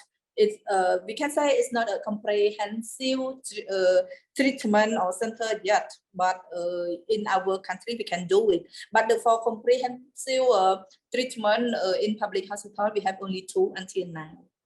Thank you. Anybody? Any other question? Okay, let's move to go to the next presentation. I have a pleasure to introduce also my old friend Ranjit Pritam Singh. She has been for many years a patient advocate, and she is a consultant for the Breast Cancer Welfare Association in Malaysia. And she will talk about the patient's perspective in this area of multidisciplinary approach. Go ahead, please. Thank you, Rolando. Thank you for inviting me to speak on local barriers and opportunities to strengthen MDT approach in cancer care management. Next slide, Tetko. So I would like to just explain a little bit about local barriers, which may not be new to many of you. In a country like Malaysia, which is a low and middle income country, we have social stigma on cancer and limited health knowledge among people regarding cancer. The lack of knowledge of cancer is actually coming from the social stigma itself, where people don't really want to know about cancer until it happens to them. And then it is a situation, as was mentioned earlier, people get out of control or they get distressed by it because of the issue of learning about other people. Their own experience has probably shown someone who's been with advanced cancer, went through treatment and did not recover after that, or even suffered and died. So that's the memory that they have about cancer. And so the social stigma just goes on and on with this kind of situation. And inability to navigate screening, diagnosis, and cancer care services is one of the main factors that people have issues with, especially when you don't have much knowledge, you don't really know where to go. And sometimes hospitals are not as accessible as you would think, because you need to go through various channels before you actually reach the person that you need to see. If you're from a local clinic in the village, from there you have to move to the main city and then to the major hospital. By the time you get there, it's already a number of months. And also inability to find resources in the community. And I will talk a little bit about that. Opportunities to strengthen there are opportunities if there could be health literacy, and I will give an example, some examples on health literacy afterwards. And local community navigators, I can't express more about this because people are living in communities, they don't live in hospitals. So hospitals are a different environment compared to communities. And when you're told to go to a hospital, it is an environment that's not yours. And you are, as an individual, a little intimidated by what's happening there, a fear of knowing that you're going to get a dreadful disease, various other issues of not being able to understand the situation, why am I going to be, sent from one place to another before I'm actually told what my disease is. And cancer is not like other diseases where you just need one test and you have the result. Most cancers need a number of different types of tests and scans. So I think that if you have local community navigators, it will help a great deal.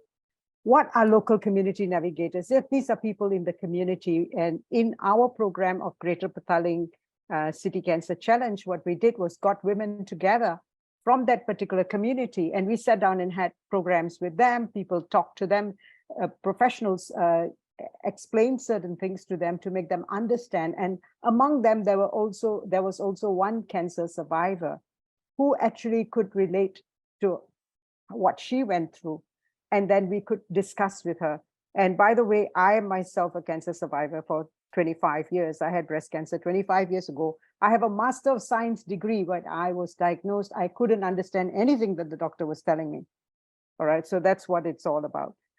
And if you have community navigators who are given elementary training, kept in touch with somebody in the hospital, be it the nurse or the doctor, he or she can actually communicate between her community and the cancer care services in that particular area. And that's what we're trying to do in Greater Petaling, so that she can actually, or he can actually be the middle person and be able to also make the patient or the person who's going to be a patient feel comfortable, and also feel the access in the hospital is not that intimidating. The other thing, of course, is maximizing the role of nurses and patient advocates. How you can maximize their role. They can be trained. Patient advocates can be people who have gone through the personal experience of cancer, and they're living in their community, and they can be the people who can be the one that could link up. And maximizing the role of nurses. In most of our countries, what we find is nurses don't get the opportunity to upgrade themselves. Nurses don't get the opportunity to move according to what the situation is, the real situation is, because there are sometimes a bureaucracy that comes in the way as well. And certain rules and policies that have been put in place that are too rigid to be changed. And we need to change with that. So we are working on that as well. And the power of digital technology can be also used and maximized, and patients can be linked up with healthcare providers, with their GPs, the GPs who are in their community. So there were sessions with the GPs in the Greater Petaling area so that they can be more aware of this Greater Petaling City Cancer Challenge, so that they can be part of the whole program as well. Next slide, please. I will talk now about health literacy. Now, we have diverse populations. Malaysia consists of largely Malays, Chinese, and Indians, and we have different languages that need to be utilized for health literacy. People don't understand what this disease is all about. It's not like high blood pressure, diabetes, or anything like that. Cancer is a bit more complex. So in order to treat the person, not just the disease, we need to ensure that people can understand the disease, how it is treated, what chemotherapy is, what's the difference between chemotherapy, radiotherapy, why do I have to go for surgery and then another treatment and another treatment? Why can't you just do one kind of treatment and be done with it? So we need information. So we have like support groups, like we have the Breast Cancer Welfare Association, where we have these simple booklets done for them to understand in their own language. We have it in Chinese, in English, and as well as in Malay language. And these books are not just by patients. These are books are done by a team of people who are doctors and patients. So it's a multidisciplinary effort that has come together. And we need to look at people's socioeconomic background. How much do they understand? So sometimes I get graduates telling me the English is too simple for me to why can't you make it a bit more less simple? I said, no, because everybody can understand the language if it is very simple. And also people then, once they know about the disease, they can have informed consent. So what we do is we sit with the patient, we go through this book to give them the information. See, Malaysia has a community where people don't read unless you go page by page with them and say, look, this is what it is all about. And then they get interested to read about it. Not that they don't know how to read, they know how to read, but they're not interested in reading. And also that helps the patient to do shared decision-making, attending to the patient's treatment decision and having in-depth discussion and counseling regarding the disease and treatment. Not just the healthcare provider, but also the peer counselor can be there to talk with the patient, to make the patient understand what she's been through. And the side effects of chemotherapy today are not as daunting as they used to be 20 years or 10 years ago. Listening to the patient is important, and I know that healthcare providers are very, very busy, as mentioned by the previous speaker as well. So for those who are listening to the patient, whether they're healthcare providers or nurses or even patient navigators, need to have knowledge of the patient's level of understanding. So by listening, you can understand how much the patient understands before you can discuss things.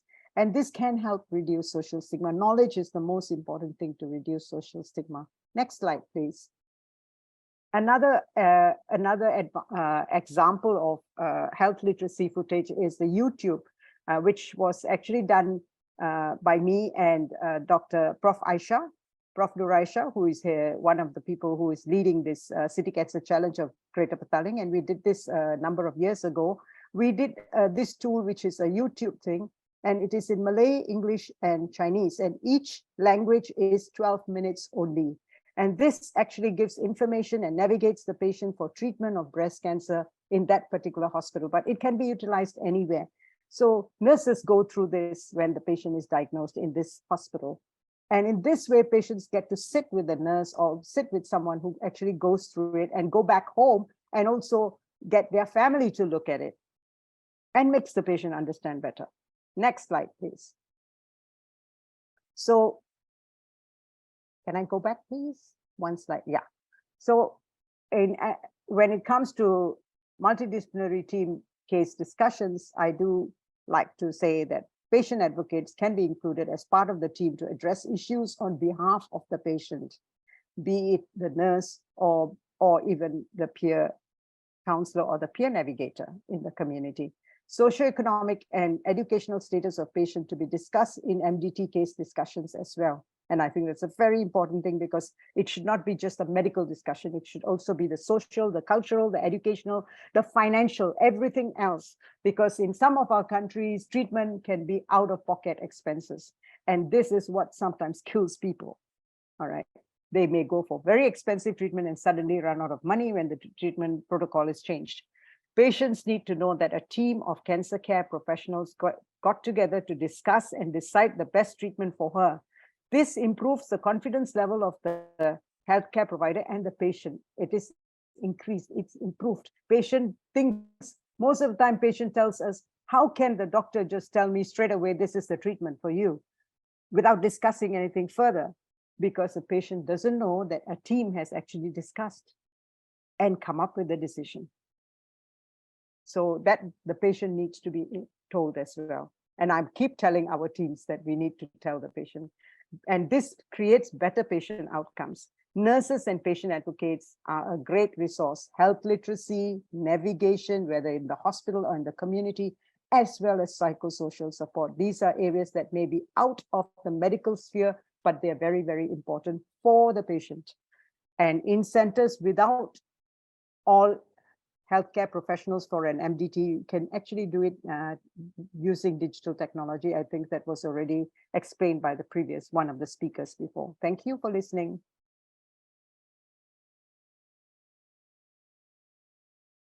Sorry, Rolando, you are on mute. Sorry. Thank you very much, Dr. Please, Dr. Rajit, I think that it's a very interesting presentation. I think the perspective of the patient is not always considered, and it's a very important topic that we have to address. I want to highlight something before the questions. People is thinking about what question they are going to do, but it's the link between the navigator in the community and the navigator intra-hospital. So this connection is extremely important. In the hospital, you have to have a gate open for this navigator in the community who really can take the patients and then navigate into the hospital. And also the digital solution for not only for the communication among the team, but the one that you were expressing now for preparing materials for the patient. So the patient can have, you can open in your phone and you are everywhere, and you can see materials that, like those ones that you, Professor Aisha, has been producing in Malaysia, with the language that they understand, and that, you know, because really, we cannot expect that people have the time to explain in the way that they should. Every specialist about therapy, about surgery, about this, about that. We have to be realistic. And then in this case, it's very, very useful, this type of information. So the intra-hospital navigator can complete, as Margie and Lisa were saying, this information. So I also see now Dr. Nakamura and see, okay, you see that this connection with the patients are extremely important. Thank you. Questions? It's Margie. Hi, Ranjit. I just want to have a comment, not really a question, but I just love the innovation of the community navigator, you know, adapting that whole concept of patient advocate. You know, we talk about the hospitals and in the hospital, but taking that concept and adapting it to your local communities, I just think that is such a great thing. So congratulations. I love that idea of the community navigators. Thank you, Margaret. Thank you.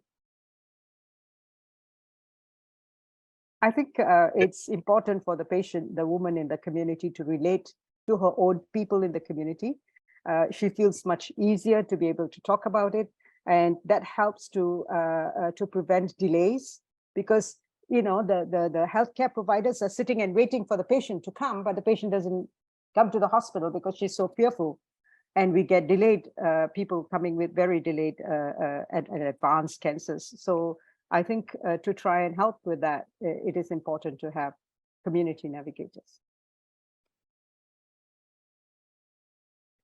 Okay, thank you very much. Next one, Teco.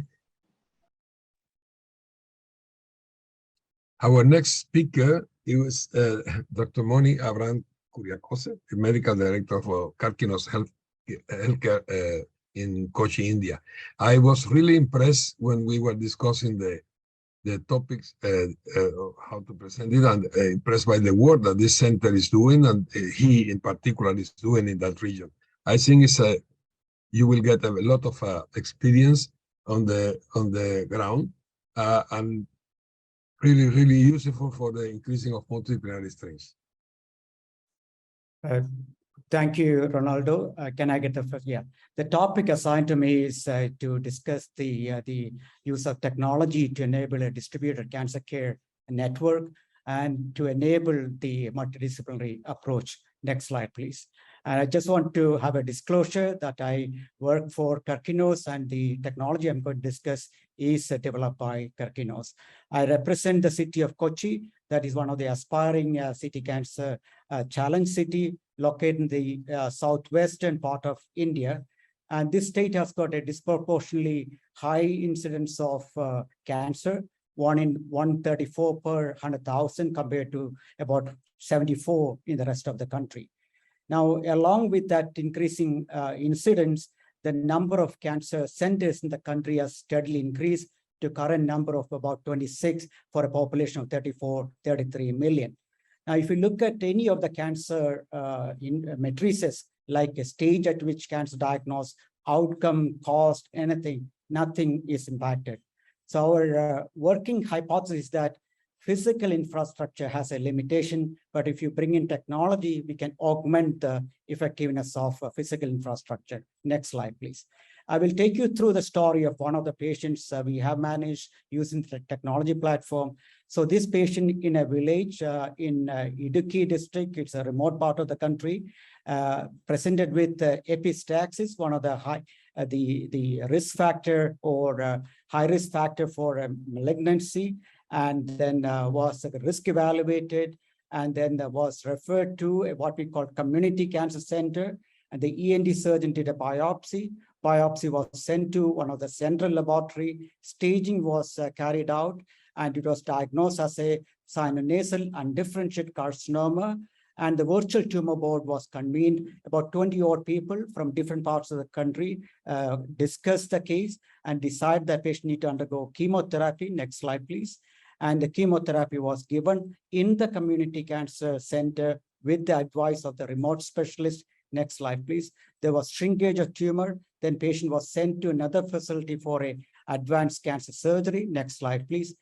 At the only time the patient visited a real cancer center, the way we think about was for radiotherapy. Next slide, please. Now, if you look at the next slide, please. If you look at the about 5 different, can you go back again, please?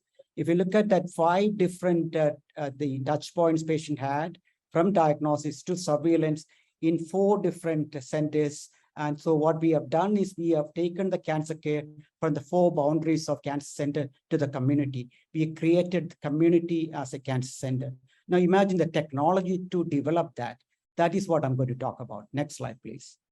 So the front end is various applications. We heard from China about various risk evaluation. So similar type of risk evaluation was carried out and empowered the community health workers to risk evaluate in the community. And next step is about the diagnosis. Diagnosis happened closer to patient's home. In this case, at that community cancer center, then virtual tumor board, several applications to manage the care. Then the care coordination, there was talk about navigation, how this can happen. All that is developed by various applications. Next slide, please. So if you look at the back end of this application, it happens in 3 layers. The first layer is various applications I was talking about. Next layer is the various what we call patient events, like a hospital information systems and so on. And all the data is pulled into what we call K-Cloud. And that is most of the data will be unstructured. We make it in a structured format in a very MCOD, FIRE, and so on, and then use the structured data to navigate the patient care coordination. Next slide, please. And all this happens because thanks to the digital health mission of the government of India, we have a standardized method of data interoperability. It can be connected to any players in the community. Next slide, please. Now, just 2 examples of this technology. I mentioned about the word community cancer clinic. This is any clinics anywhere in the community using the technology platform can be used for screening, diagnosis, virtual tumor board convening, chemotherapy, basic surgery, and so on. Next slide, please.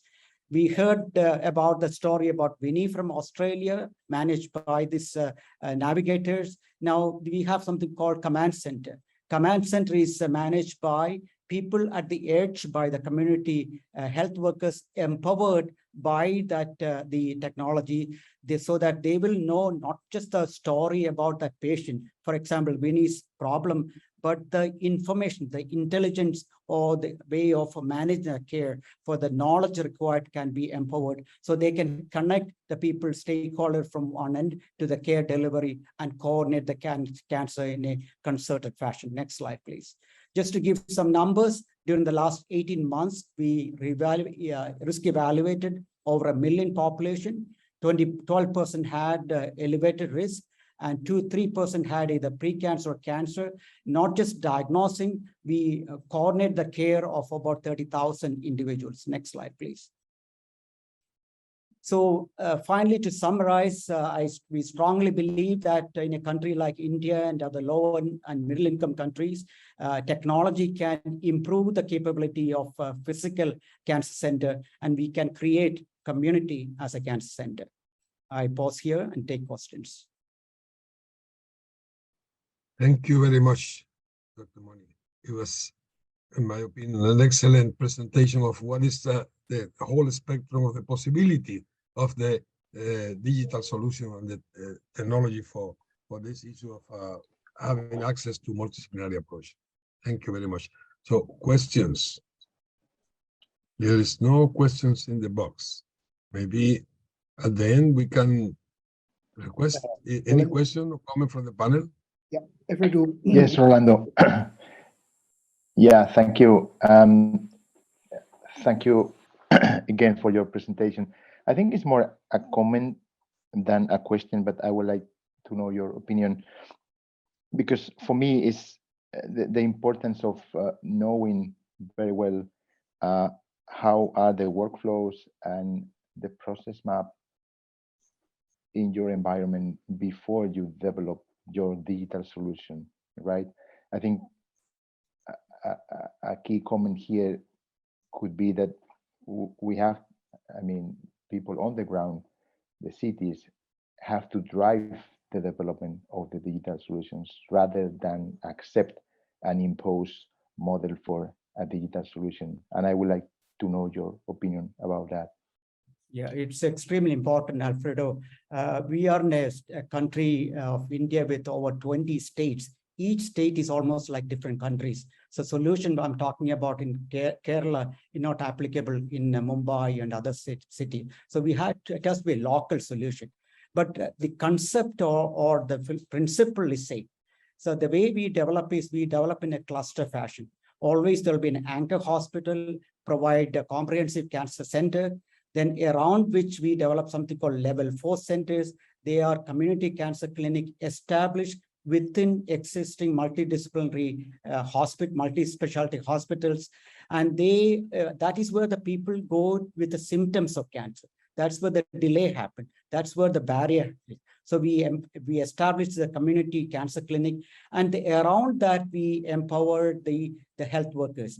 And we heard about community navigators. What we use in the state of Kerala is we use the pain and palliation network nurses. They are involved in that, not only pain palliative care, but in even the navigation as well as early detection of cancer.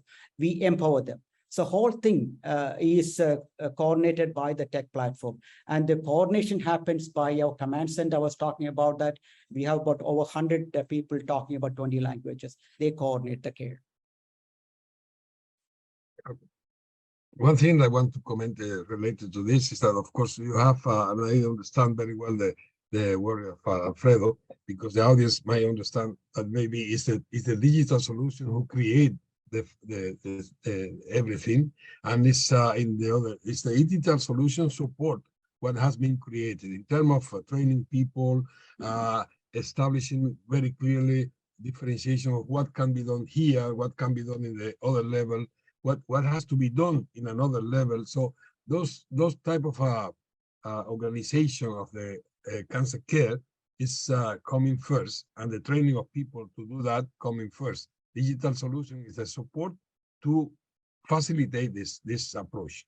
So I think it's very, very important, and they have been doing that in Moni. Just want to add one more thing.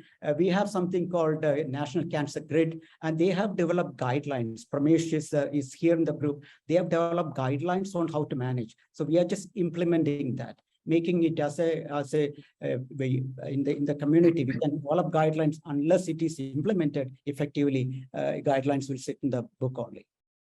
This is what we are doing. So one more question now. Is for cancer screening, which cancer do you want and methods? Yeah. So we risk evaluate 5 common cancers: oral, breast, cervix, colon, prostate, and lungs. This is what we do. And then India, with a population, very large population, we cannot screen every population. We need to stratify high risk versus average risk. So stratification happens using questionnaires, simple questionnaires. We have 70-odd questions, stratify somebody elevated risk or average risk. Elevated risk will go into that screening. Is another question? Well, before that question, I want to also make a comment that we also have sometimes we forget the concepts of what is early detection. And early detection have a very strong component and very important component that we sometimes in developing countries forget, because the high-income country has been promoting only screening. But screening is one part for asymptomatic people. I always said, asymptomatic people is when you have no symptomatic people pending for treatment or for diagnosis. This is when you can invest in that, but also you have a lot of opportunity with early diagnosis, which is a strong component of the early detection part. But the other question is, about, is there any NGO runs community clinic center? Yeah, this is as part of the City Cancer Challenge. We are hoping to bring all the NGOs, about 12 NGOs in the city of Cochin. They come together, we call it Kochi Connect, and they work together to support the patients. We hope that City Cancer Challenge will help us to bring them together. Okay. There is another comment from the floor. It's from the cities. Is somebody from Malaysia who is a patient navigator, and want to thanks for sharing all this information. Thank you. So let's move to the next one. Our next speaker is Dr. Indra Wijaya, consultant hematology and medical oncologist in Bandung, Indonesia. Okay, thank you very much. Thank you very much, Rolando. Good afternoon, college. Thank you for the committee for choosing Bandung as part of this City Cancer Challenge program. But I feel so inferior because my presentation may be the most conventional compared to my colleague from Cambodia, Malaysia, and India, more advanced in treating cancer, especially in public aspects. First, I want to introduce you all about Bandung. Bandung is the fourth most popular city in Indonesia. The population of Bandung city is approximately 2.8 million people as 20 and 21 years. Cancer case in Bandung is very large, around 10,000 per year. Among them, the most common are the breast cancer, lung cancer, lymphoma, and then gynecological cancer, especially cervical cancer. In the aspect of socioeconomic status, Bandung has a mixed socioeconomic status with range income level and disparities. While the city has influence and development, there are also a pocket of poverty and informal settlement. For cancer treatment, we use also the MDT system, especially for difficult case, especially for us in medical oncology, because in our country, surgeons,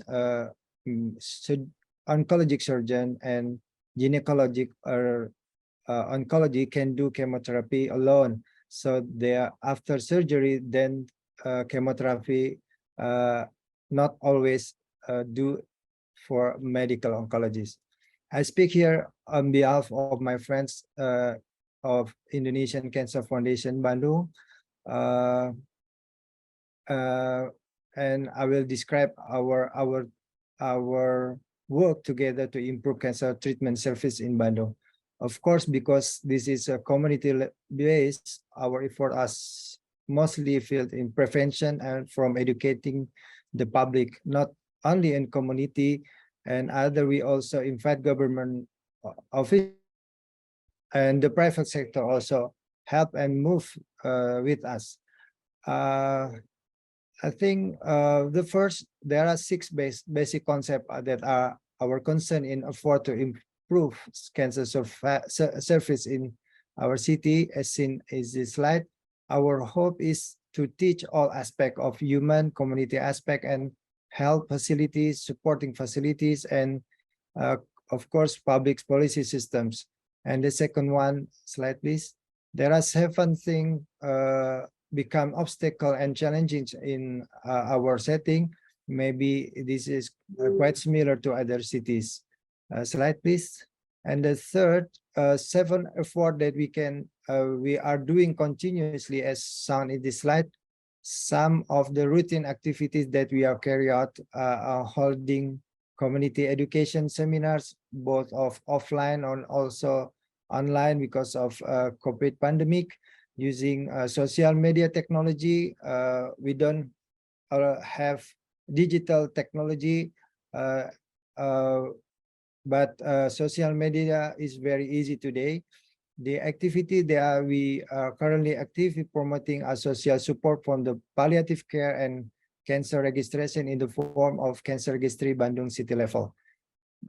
Next, please. Below, I see I show you some community organization that help and work with us together, and some photo of our activity we already carried. Slide, please. This is webinar series online. Slide, please. This is a offline symposium in the radio, in the webinar, please. Slide, please. And also this is World Cancer Days last February. This is our meet to the government. I think this is just the last slide. Thank you very much for me. That's for me. Thank you very much, Indra. Any questions, comments?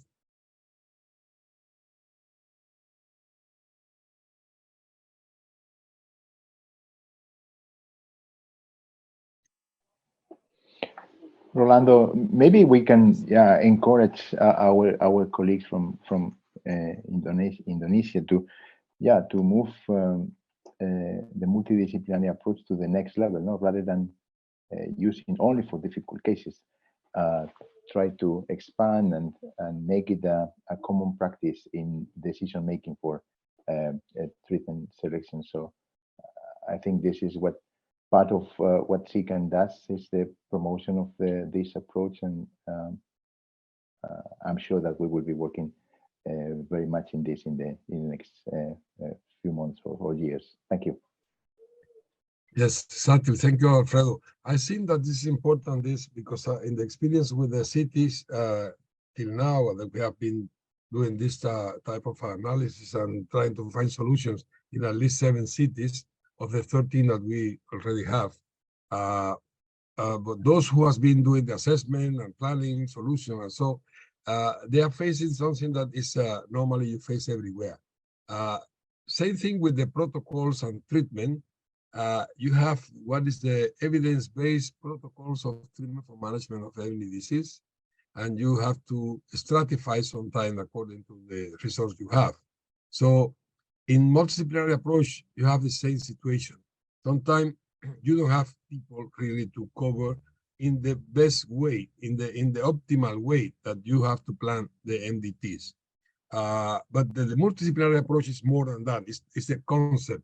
So how to instrument that concept in practice, sometimes depending on the resources have, but you know what you have to do.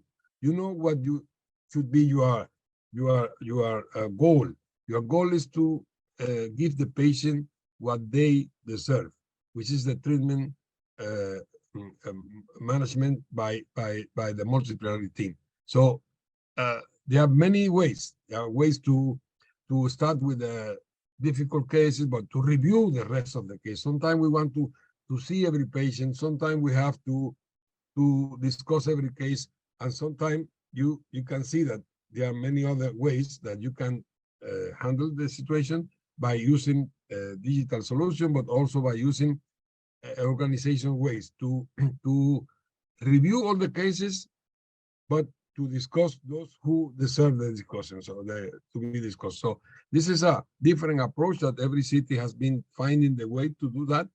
The problem is to identify what is your main goal. Another comment, another question. Somebody from another city, I have been seeing people from Nepal participating, but I would like to see if there is any comment or how you see that situation in your center.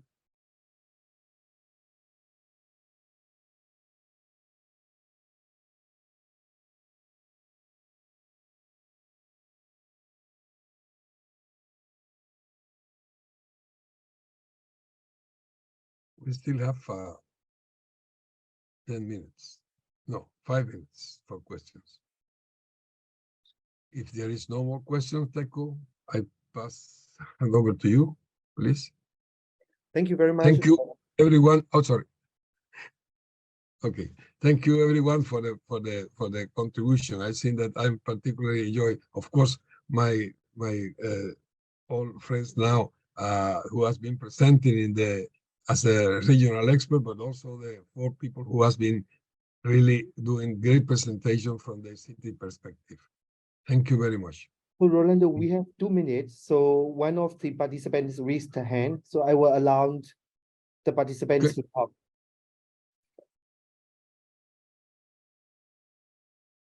Dr. Kishore, you can unmute yourself. From Nepal. Yeah, you can talk. Please unmute yourself.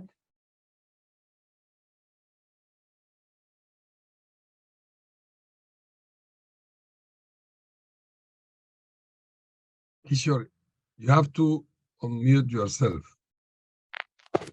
Yes.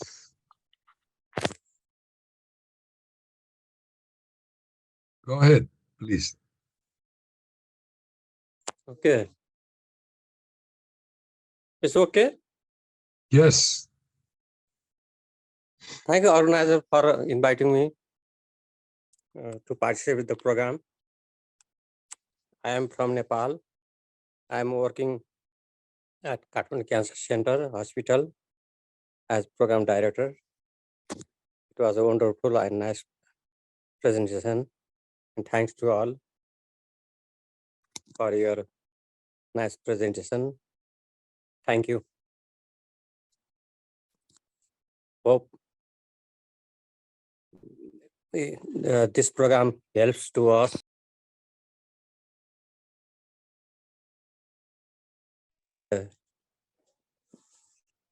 skill to develop MDT approach and cancer screening and prevention program.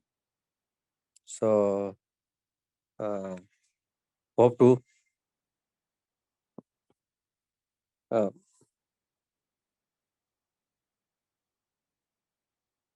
hello. Can you hear me? Yes. Sometime interruption, but yes. Okay. Thank you all. Thank you. Thank you. Thank you. Any other, Teco? No, Rolando. Okay, so now we reached to the last part of the sections, which is the summary and the closing. So may I invite Dr. Alfredo Polo to make a summary and close this section. Thank you very much. Thank you, Tedco, and thank you, colleagues. Thanks again to the co-host of this webinar, and thanks for the organizing committee. I think it has been a very fruitful and a very beautiful way of interacting with each other. Thank you very much for putting together this very important program. As a summary, in a couple of minutes, maybe mention that first, SICAN promotes the multidisciplinary approach to decision making in cancer care. We promote it very much, and today we have seen how this approach is promised, the hallmark for high quality cancer management, and the many benefits that the multidisciplinary approach has, other than taking the right decisions to the right patient, all the spillovers that multidisciplinary approach has, and the benefits on education, on research, on a more efficient use of resources.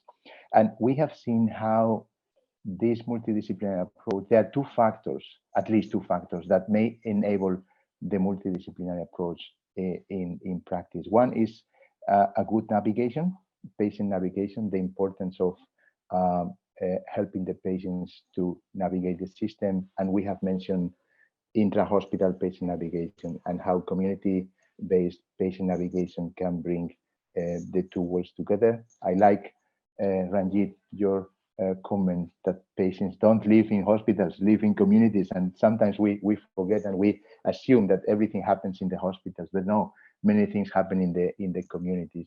So this enabling factor of patient navigation very important, and also the importance of digital solutions, the digital technologies as a way to connect everything, connect the patient navigation, the patient, the multidisciplinary teams helping to take the right decisions. The importance of having the process and the maps and the process maps and the workflows before to develop the digital solutions. And in the second part, we have seen, well, we have seen that yes, multidisciplinary approach is very important, but there are many challenges to implement in real practice this multidisciplinary approach, from health literacy to the stigma and many other elements that have been mentioned, the financial toxicity, the many factors that affect the adoption of this multidisciplinary team approach. I think we are here to support you. We are SICAN is here to support the cities, and I'm sure that there is also the possibility to share knowledge and to share good practices and lessons learned across the SICAN cities. And we are welcoming new cities to the network. And I'm sure that thanks to groups like this one, the SICAN work is going to be much more easy thanks to your help. Again, thanks to our partners, thanks to our colleagues and hosts, thanks to the organizing committee, and back to you, Tedco. Thank you very much, Alfredo, for very comprehensive closing remark. So as the next steps, we are going to send the evaluation questions to all the participants. It will not take too much time. So just to respond to our questions so that we can improve ourselves in the arrangement, as well as the topics for the future webinar in collaboration with our other partners as well. So that's all. Thank you very much. Thanks, Tedco. Good night, everybody. Thank you. Thank you. Bye. Thanks, Thank you very everybody. much. Good night. Thank you. Bye-bye. Bye.